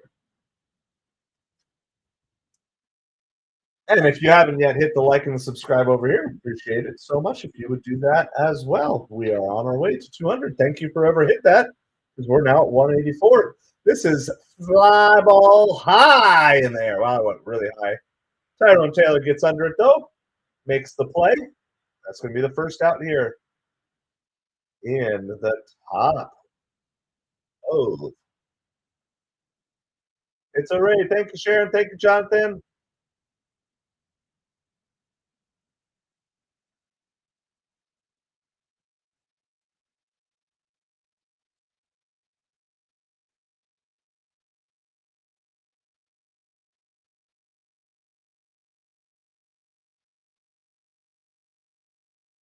So appreciate you guys. You guys are awesome. Thanks for supporting other small creators. All right, it is 2 balls and no strikes to Nolan Gorman.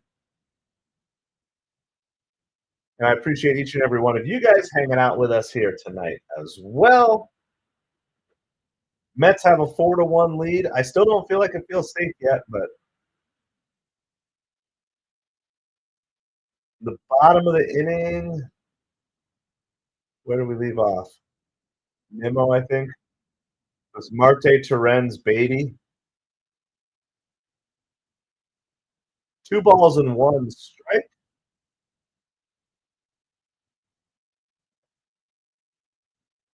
Strike there. He went on the half swing. They appealed on that one. 2 balls and 2 strikes. Gorman's going to use his timeout here. So yeah, feel free to chime in with whatever questions you guys want to say. If you have anything baseball, we've already gone through the standings. We've done some scoreboard updates.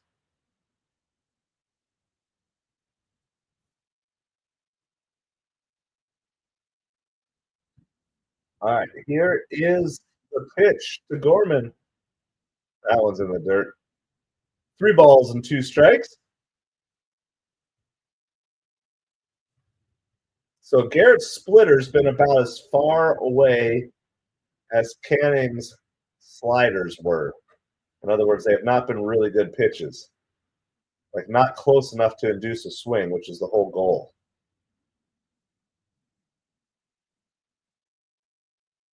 Foul ball there on the cutter. 3 balls and 2 strikes will remain the count. Top of the 7th inning. Mets are winning 4-1. Reed Garrett pitching. Nolan Gorman at the plate. Nobody on. 1 out. 3 balls, 2 strikes. That's the full reset of exactly what's going on right now.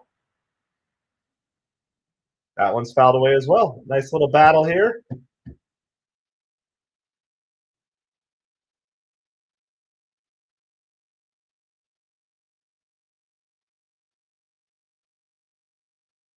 This is the 8th pitch in the at-bat here. Good battle here.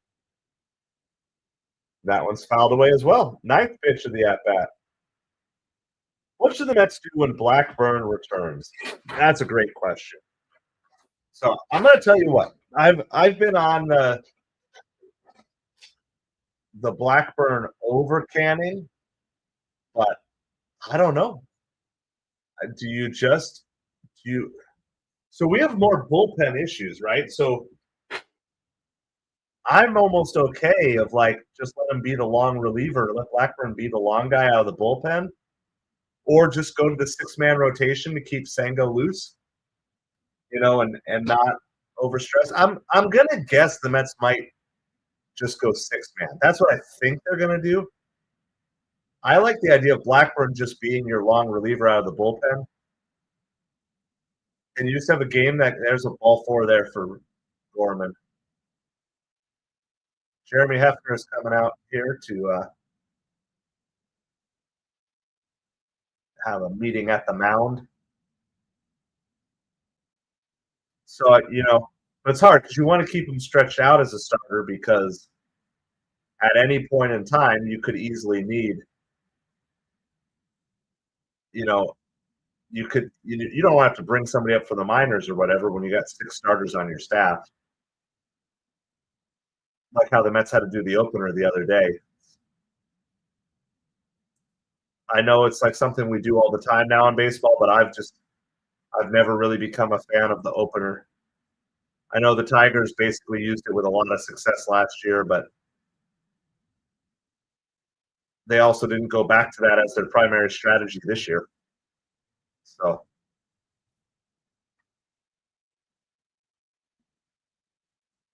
Tahe is at the plate here. 1 on, 1 out.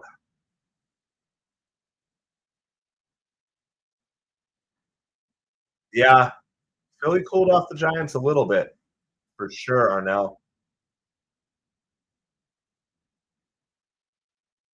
That NL West is crazy. You've got like every team except the Rockies, but every team out there, it's like 4 games over 500. Even the Diamondbacks are coming on strong. It's going to be a slugfest coming out of the NL West.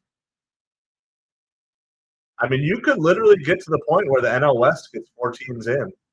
I think it's unlikely that all 4 will hang at the top, but there's certainly a chance they could all be battling for playoff spots. I mean, I would say going into the season, you probably heard less about the Giants than any of them. So, popped up, foul, Pajes. Yep, Padres are nuts. I mean, that's the thing is like the Padres are playing out of their minds, and yet they're up like, what, 1 game in the division?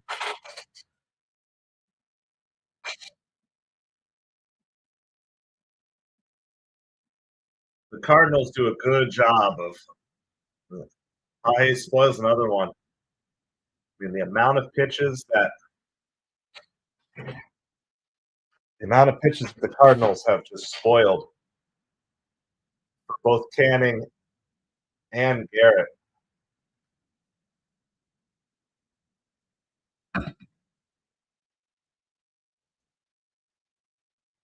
Let's go, Garrett.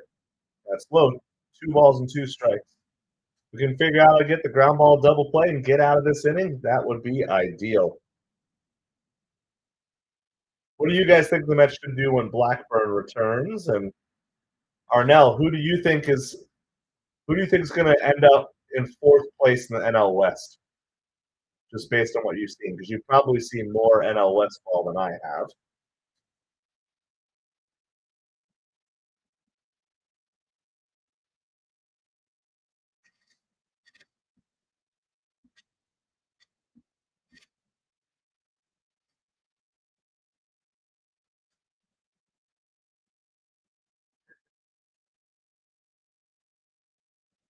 But I think the Phillies are going to be there, Arnell, and I think the Phillies are going to be there, and I think the Braves are going to at least make a playoff run. Did he get him? Got him. That's a bad pitch to swing at, but you got him. Good job by Garrett. 2 outs here at the top of the 7th. The Mets and the Phillies are actually playing here Monday, Tuesday, Wednesday of next week.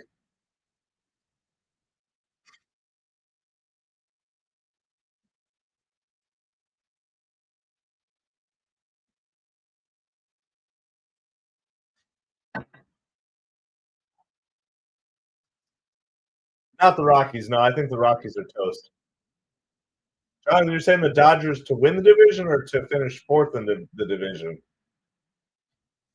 I think I would still have the Dodgers as the favorite out of that division. But Victor Scott lifts this one to center field. Tyrone Taylor gets under it. Reed Garrett. You had to work hard. A lot of pitches, but he got out of it. So we're headed to the bottom of the 7th inning with a 4-1 lead. Mets did all their damage in a single inning. And you can do damage to my subscriber count by hitting that like and hitting that subscribe right now. How about that? How's that for a nice little transition to you? We'll do a quick little scoreboard update.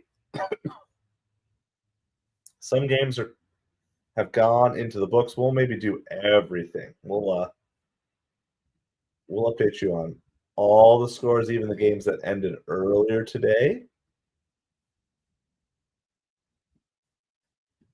So here we go. What do we got here? We got.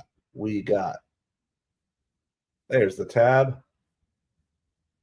So our game is 4-1, headed to the bottom of the 7th inning. Tigers are up on the Royals 4-1 as well. That one's going, or that's in the bottom of the 8th, and the Tigers have bases loaded. And we'll maybe come back and check that out in a second here. Yankees have taken the lead on the Rays. The Rays had a 3-1 lead. Now it's 6-3 Yankees. Feeling awfully comfortable in their minor league ballpark as a visiting team. Rangers have opened up 4-1 on the Angels. So you got 3 games right now where the home team is winning 4-1. They're in the 7th, the 8th, and the 5th of those 3 games. Earlier today, the Diamondbacks beat the Marlins 6-4, brought the Diamondbacks to 12-7. Pirates beat the Nationals 1-0. Mariners took out the Reds 11-7 in extras. Athletics quieted the White Sox once again. That was 8-0. And the Phillies beat the Giants 6-4. And the Orioles did come away with that win, 6-2 win over the Cleveland Guardians. I think that's it. I don't think there's any late games tonight. It's a thin schedule today. The Torpedo Bats? Well, they were saying earlier on this Mets stream how weird it must have been for the Yankees to go to Steinbrenner Field, and it was it's their normal spring training, but they're the visiting team. That must have felt really weird.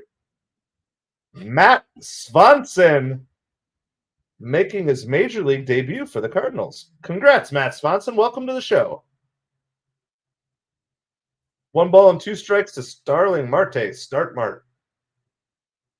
Someone who's been in the show for a long time versus someone making their major league debut. How cool is that? It's like that.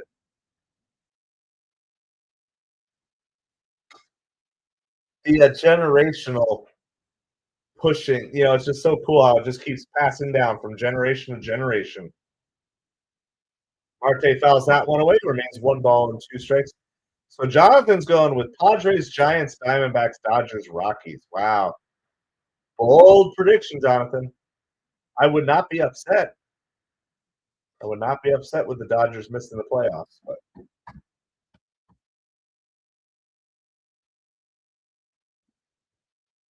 Svanson.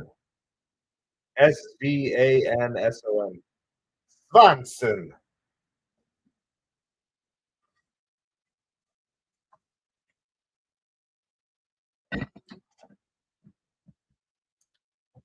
All right.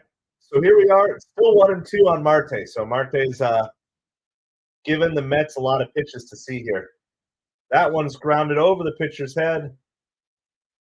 And Nolan Gorman, the vacuum cleaner at second base, throws out Marte. That's still a good at-bat by Marte, like a brand new pitcher nobody's ever seen.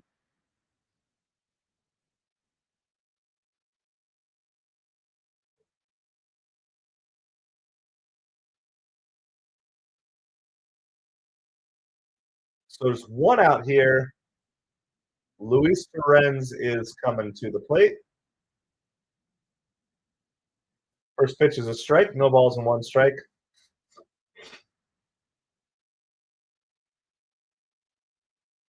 Torrens is 0 for 2 on the day. Of course, he's had a great start for the Mets, but 1 ball, 1 strike. 2 Torrens here.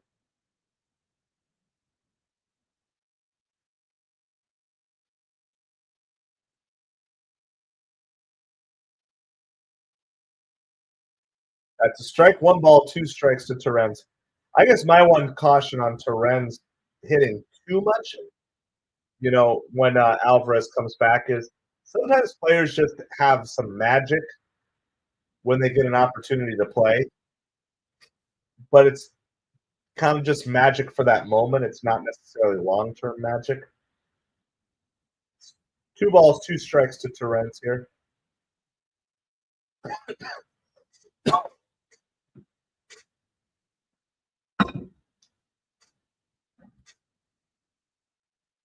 That's outside. 3 balls, 2 strikes. But I think I'd be fine with Torrens catching 2 to 3 days a week. I just don't want Alvarez's bat to be on the bench consistently. So the question I have is, Torrens gets under it pretty deep, but not deep enough. Went out to the warning track. I mean, he gave that a bigger ride than I thought. I just don't want Alvarez to not have. Alvarez needs lots of repetition to get into a groove. So my question is how comfortable are the Mets having Alvarez be designated hitter? Excuse me. Is that a once-a-month thing the Mets are comfortable with? A once-a-week thing? Because Alvarez needs to be hitting consistently.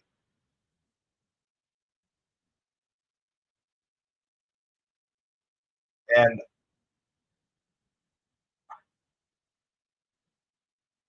Beatty drives that one, rips it down the line. It's going to be another extra base hit for Brett Beatty.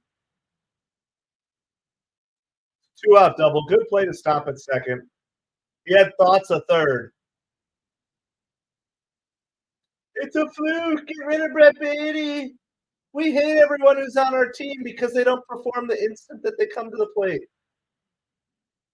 Come on, Mets fans, be better. 2 for 3 for Brett Beatty. Brett Beatty's batting average is officially over 200. Welcome to the 200 Club, Brett Beatty. Brett Beatty has 5 hits over his last 3 games, including consecutive 2-hit games. He is seeing the ball well. I've been saying that before he broke out, and nobody would listen to me. Everyone's like, Luis Angel Acuna must Play all the time. Don't be an emotional fan. Watch. If you watch baseball like a coach, you'll enjoy it so much more. I promise you, it's so much more enjoyable when you watch baseball like a coach than like a fan. If I can impart one piece of wisdom to you, one ball, one strike. And I'm not saying like I'm a major league level coach. Okay, I coach little league, but I just look at this the same way that I evaluate. And now I love this move here. Mets are up 4-1. Luis Angel Acuna comes in as the pinch runner and as a defensive replacement. I love it. There's room for both on the roster, and then throw McNeil in center field because I'd much rather have Jeff McNeil than Jose Siri in center field. Or honestly, Tyrone Taylor, except for a defensive speed replacement. Gonna tell you guys, this team could get humming. You get Alvarez back.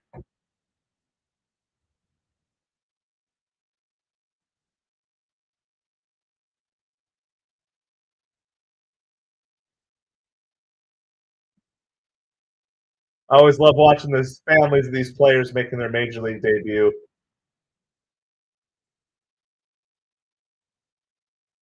Especially when it's the pitcher, right? It's like there's something about it being the pitcher making your major league debut. I mean, all eyes are on you.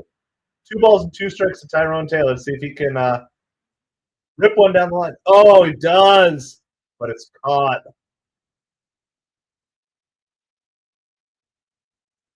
Well, congrats to Matt Swanson. Also, congrats to Brett Beatty for a 2-hit game. Unfortunately, Swanson stopped the Mets from scoring there, but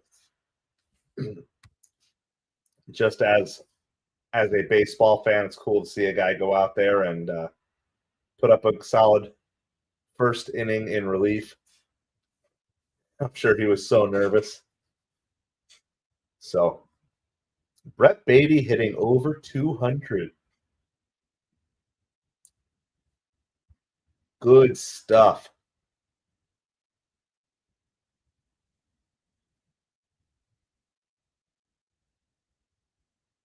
And again, not throwing any shade on anybody else. I don't think you have to throw shade on players to like cheer on players on your own team. So we're on commercial break.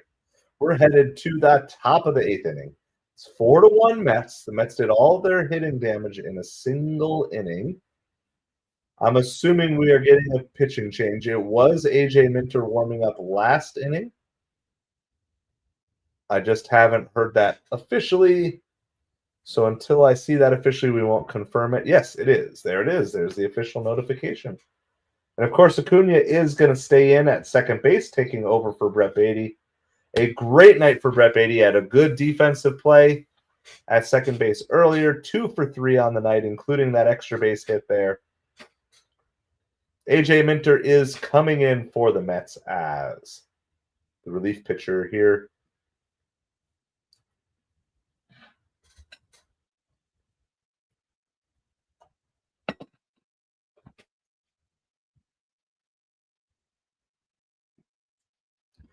And so, yeah, we're just hanging out, waiting to see. Let's see who's due up for the Cardinals. Well, top of the order for the Cardinals. Nootbaar, Contreras, and Donovan with Arenado due up 4th if they can get a runner on.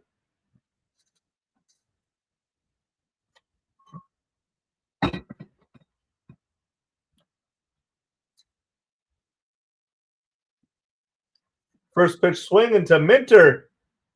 And he fields it and throws it to Pete. Well, that's great. 1 pitch, 1 out. I will take that. For as much as Reed Garrett had to do last inning,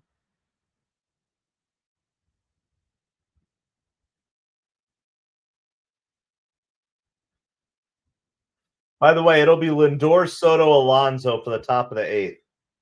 It feels like those guys are coming up in the 8th inning almost every single game, or the bottom of the 8th, sorry. So Lindor, Soto, Alonso due up in the bottom of the 8th for the Mets. So Beatty's double there, even though he doesn't get in, or Acuna in that case doesn't get in, still gets the lineup turned over. I want Juan Soto getting the plate as many times as possible. The best way to get out of a slump is to get as many as bats as possible. I know fans hate it, but that's the best way. We've even done that multiple times with our Little League team this season. We don't move everybody to the top, but if we see someone who's like got good mechanics and they're just not getting the hits, we move them high up in the lineup so they can maybe get that extra at bat. And it actually worked yesterday. One of our players, I think they only had one hit on the season. This is fly to center, deep, but not even onto the warning track. Tyrone Taylor makes the catch. Anyway, we put them up in the 3-hole or something, and they got a hit yesterday. And so I know Mets fans want to be upset with Soto. It's fine. You can have your be upset with Soto-ness, but I'm glad to see Soto is going to get up again. I'm glad to see Pete's going to get another chance to get up as well. It's Donovan. First pitch is a strike. No balls, 1 strike, 2 outs. Top of the 8th inning. I think we're in line for Diaz, right? We should be in line for Diaz.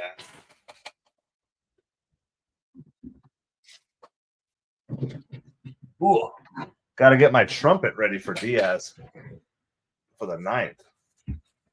Unless the Mets go crazy bonkers here in the bottom of the 8th, but it's a save. At present, it'll be a save situation. See if Minter can get out of here with a quick 1-2-3 inning. Snowballs and 2 strikes on Donovan. Fouls that one away. I mean, kudos to the Cardinals. They have fouled away so many pitches tonight.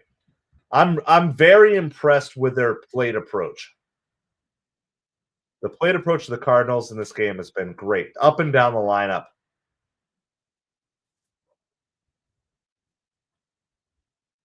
That's a ball. 1 ball, 2 strikes.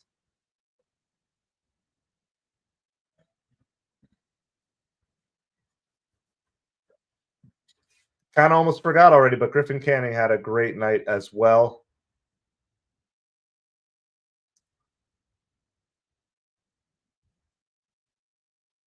It's line to left field. Nimmo has to make a kind of a sliding little catch out there, but he makes the play. And we're going to the bottom 8th inning. We are going to officially award the rock solid relief performance for that. I think a lot of days it's not going to be Diaz who gets it. So the rock solid relief performance is going to AJ Minter. This is my pet rock that I made back in like kindergarten or something. Give it to the top reliever for the Mets for the day. So congrats, AJ Minter. You'll never see it, but he definitely gets it. It was excellent pitching today.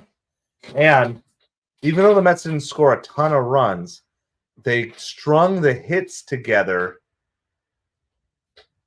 and actually made something of it, as opposed to like this guy gets a hit in this inning and this guy gets hit. They just went hit in the 2nd inning. It was a really beautiful 2nd inning. And the defense has been solid today.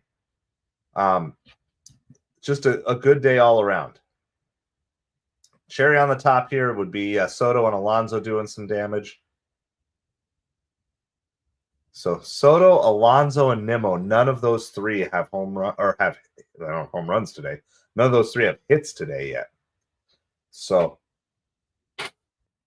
meanwhile, like Lindor has 3 hits, and that's been great because the bottom of the lineup's been getting on. So other than Vientos' home run and Lindor's 3 for 3 at the top, right? 6 through 9, Marte's 1 for 3, Terren's 0 for 3, Beatty 2 for 3 with a double, Tyrone Taylor's 1 for 3. But then all those guys were able to get on, and then Lindor's been continuing to make it work. All right. Let me do this since we're on commercial break here really quick.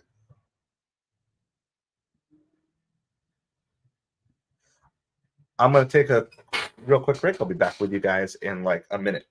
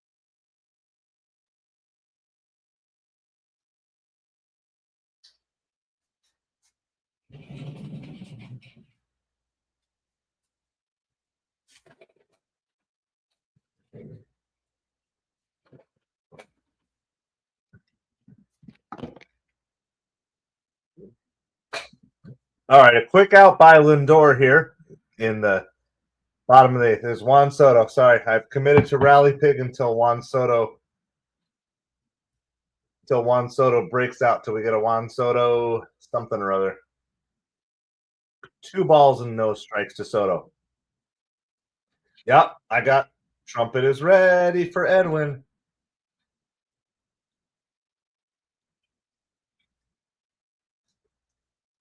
That's inside. 3-0 to Soto.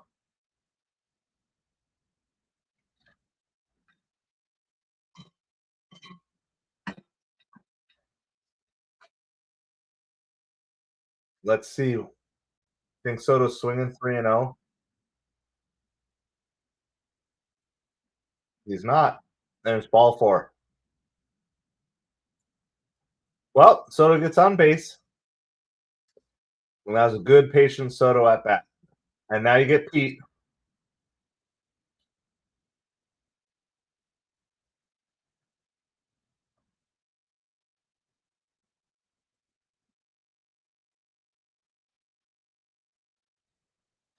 All right, Pete. He drives one. It's pretty deep, but only to the warning track. Oh, I thought he had it at first. I thought he had it. All right, Swaggy Marky V. The one player who has a home run in the game today.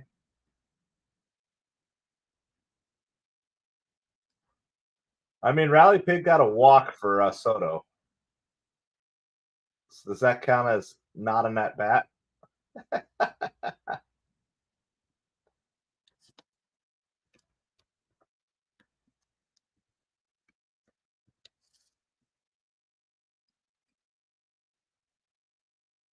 All right, here we go. Ooh, swing and a miss for Vientos there. No balls, 2 strikes.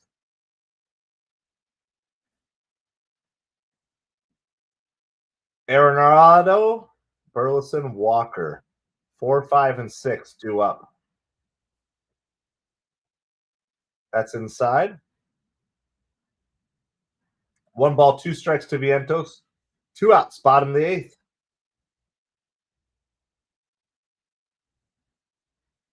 That's in the dirt. 2 balls, 2 strikes.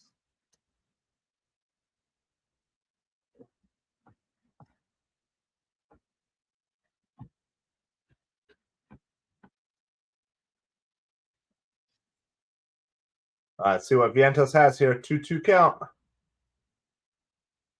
Comebacker off the pitcher's glove. My goodness. Gorman makes a great play again. Great job by this Cardinals defense today. The Mets could have a lot more runs or base runners for sure. Well, Rally Pig puts up the golden sombrero today of 0 for 4. I think we might have to bench Rally Pig the next game. We'll see. So it's Thursday. I don't even know the next game I'm going to be with you guys. Maybe. No, it's not going to be. It might not be till Monday. It might be the next game that I stream. We got baseball tomorrow night. We have church on Saturday, church on Sunday. So we might be late. We might come on late tomorrow. What time? Is it a 7 o'clock game tomorrow? Let's see. Let me look at tomorrow's game. It's a 7 o'clock game. And I think baseball is like gonna go till 7:30 or so. So yeah, we'll probably be on. Yeah, Rally Pig is going on the bench. Rally Pig might have an accidental injury. He might just have to go to the injured list for a couple of days. He's like a reliever but we're going to use him in low leverage situations, not important ones, till he can break out of his slump. So this is it. We're going to the top of the 9th. This could be the game. Hopefully, it will be the game.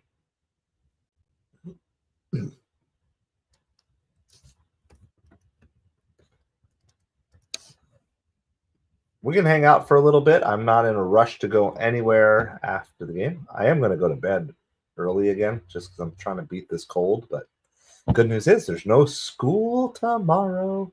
I still have to work, but no school for the kids, which means I don't have to get up at butt crack of dawn early.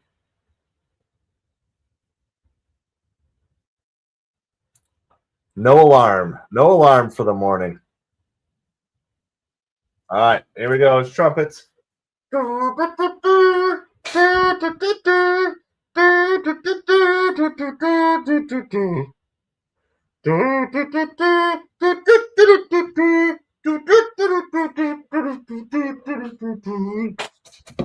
right, here we go. I'd like to see a dominant Edwin Diaz performance. I want Edwin to start with the strikes. It's the first pitch of the ball. Just because I want it doesn't mean he's going to do it. But if you're Arenado, you're not swinging until he pitches a strike.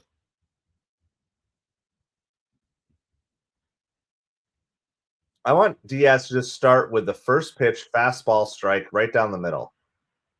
Until someone actually beats him with a home run. There it is. There's a slider in. 2 balls, 1 strike.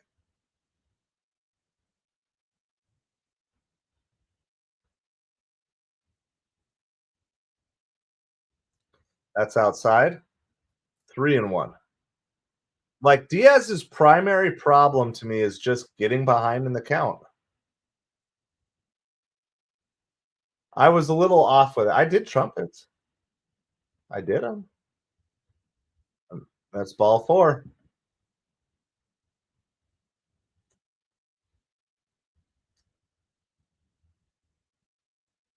You can see Mendoza's not happy.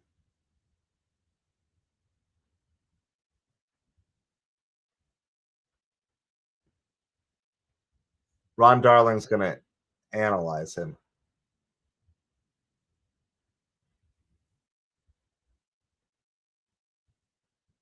First pitch is a strike on Burleson, so we'll take that. No balls, 1 strike.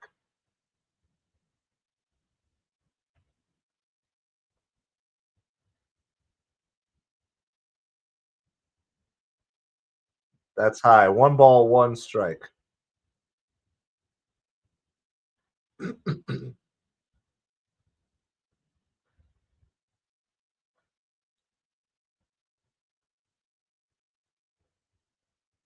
Two balls and 1 strike. Edwin Diaz is doing Edwin Diaz things here. There's a strike. 2 balls, 2 strikes. The thing is, he's so kind of like wild, you don't know where the ball's coming, where it's going.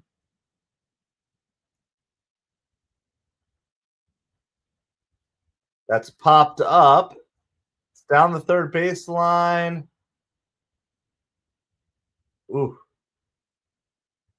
Vientos made a good try.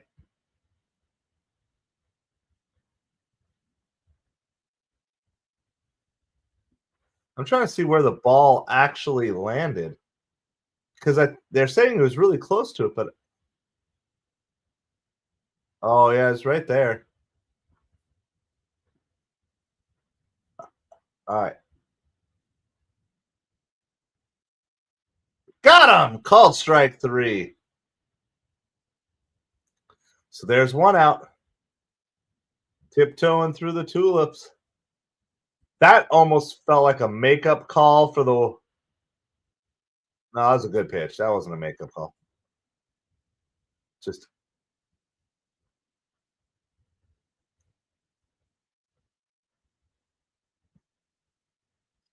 All right, 1 out, 1 on. Jordan Walker at the plate. First pitch strike. I like that. Diaz trying to close out the game here for the Mets. It's 4-1 Mets, top of the 9th, 1 out, runner on first. Jordan Walker at the plate. No balls, 1 strike.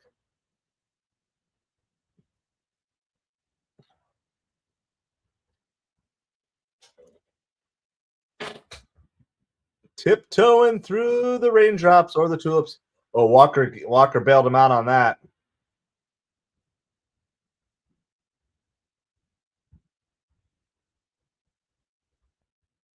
Nine 97-mile-an-hour fastball there.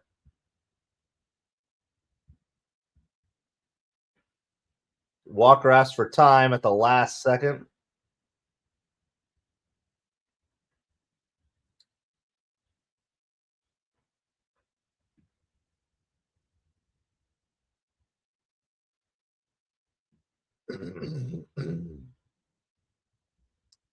That one's in the dirt. 1 ball, 2 strikes here.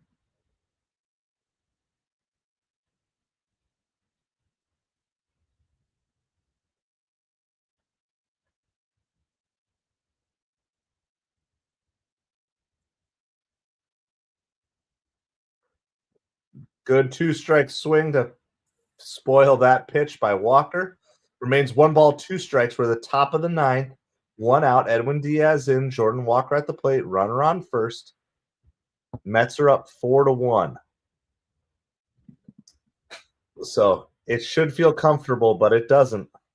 Got him swinging. That's strikeout number 2. Need 1 more. All right, we're going to stand up. Everybody stand up. What you got to do, right?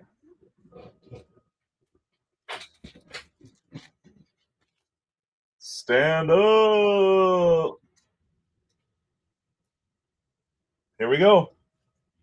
Nolan Gorman at the plate. He's had a great defensive day, but 0 for 2 at the plate from the offensive side. First pitch is a ball. 1 ball, no strikes here. By the way, if you're enjoying this stream, you want to see more of it, the way that you can help support this channel, hit that like, hit that subscribe button. That way you'll be notified the next time we go live. Gorman grounds it to first. Pete gets it. He's going to take it himself, and that is it. That one is done. The Mets break their 2-game losing streak. Mark Vientos, first home run of the season. Griffin Canning, a little shaky early, but another great day from the pitching staff. AJ Minter was our rock-solid reliever of the day. Brett Beatty with 2 hits. Francisco Lindor with 3 hits. And the Mets strung together hits in that second inning, different than what we've kind of seen. Instead of spreading out their hits throughout the game, they got a lot of their key hits in the main second inning there. By the way, only 3 hits for the Cardinals today. That's crazy. It felt like they were always on base, but there was a fair amount of walks. Let's see, how many walks did the Mets give up? It's 4 walks. So basically, I guess 7 base runners for the Cardinals. But, man, it sure felt like we were always dodging trouble. So we'll take it. Winner, winner, Cardinal dinner? Absolutely. So let me know in the comments who's your MVP of the day. I'm split. I'm very excited to see Lindor with 3 hits today. But coming off the illness, it's got to be Griffin Canning for me. He's got to be my MVP of the game. Yeah, that's where I go to, Jonathan. I think without Canning, we don't that performance was really good. It was really good. Even though it was shaky at times, the fact that he didn't just go 5, like I thought for sure he wasn't coming out for the 6, and he did. He came out for the 6 and got those outs as well, which saved us an inning in our bullpen for later in the series. The Mets are on this stretch where they have very few off days. I think it was like 1 off day in 17 days or something like that. So any inning, like single inning, any batter sometimes that our starting pitcher can get through that we don't have to bring in a reliever in for is a big deal. So, well, with that in mind, I appreciate each and every one of you. Thank you so much for supporting this small channel. This is MetropoliFins, YouTube's smallest New York Mets Miami Dolphins channel. Great game by the Mets. Great game by the offense, especially the bottom half of the lineup did really well today. But yeah, definitely MVP goes to Griffin Canning. Honorable mentions go to Vientos, Beatty, and Lindor, and it feels really good to say those names. That being said, I appreciate each and every one of you. Have a great night, and let's go Mets, baby!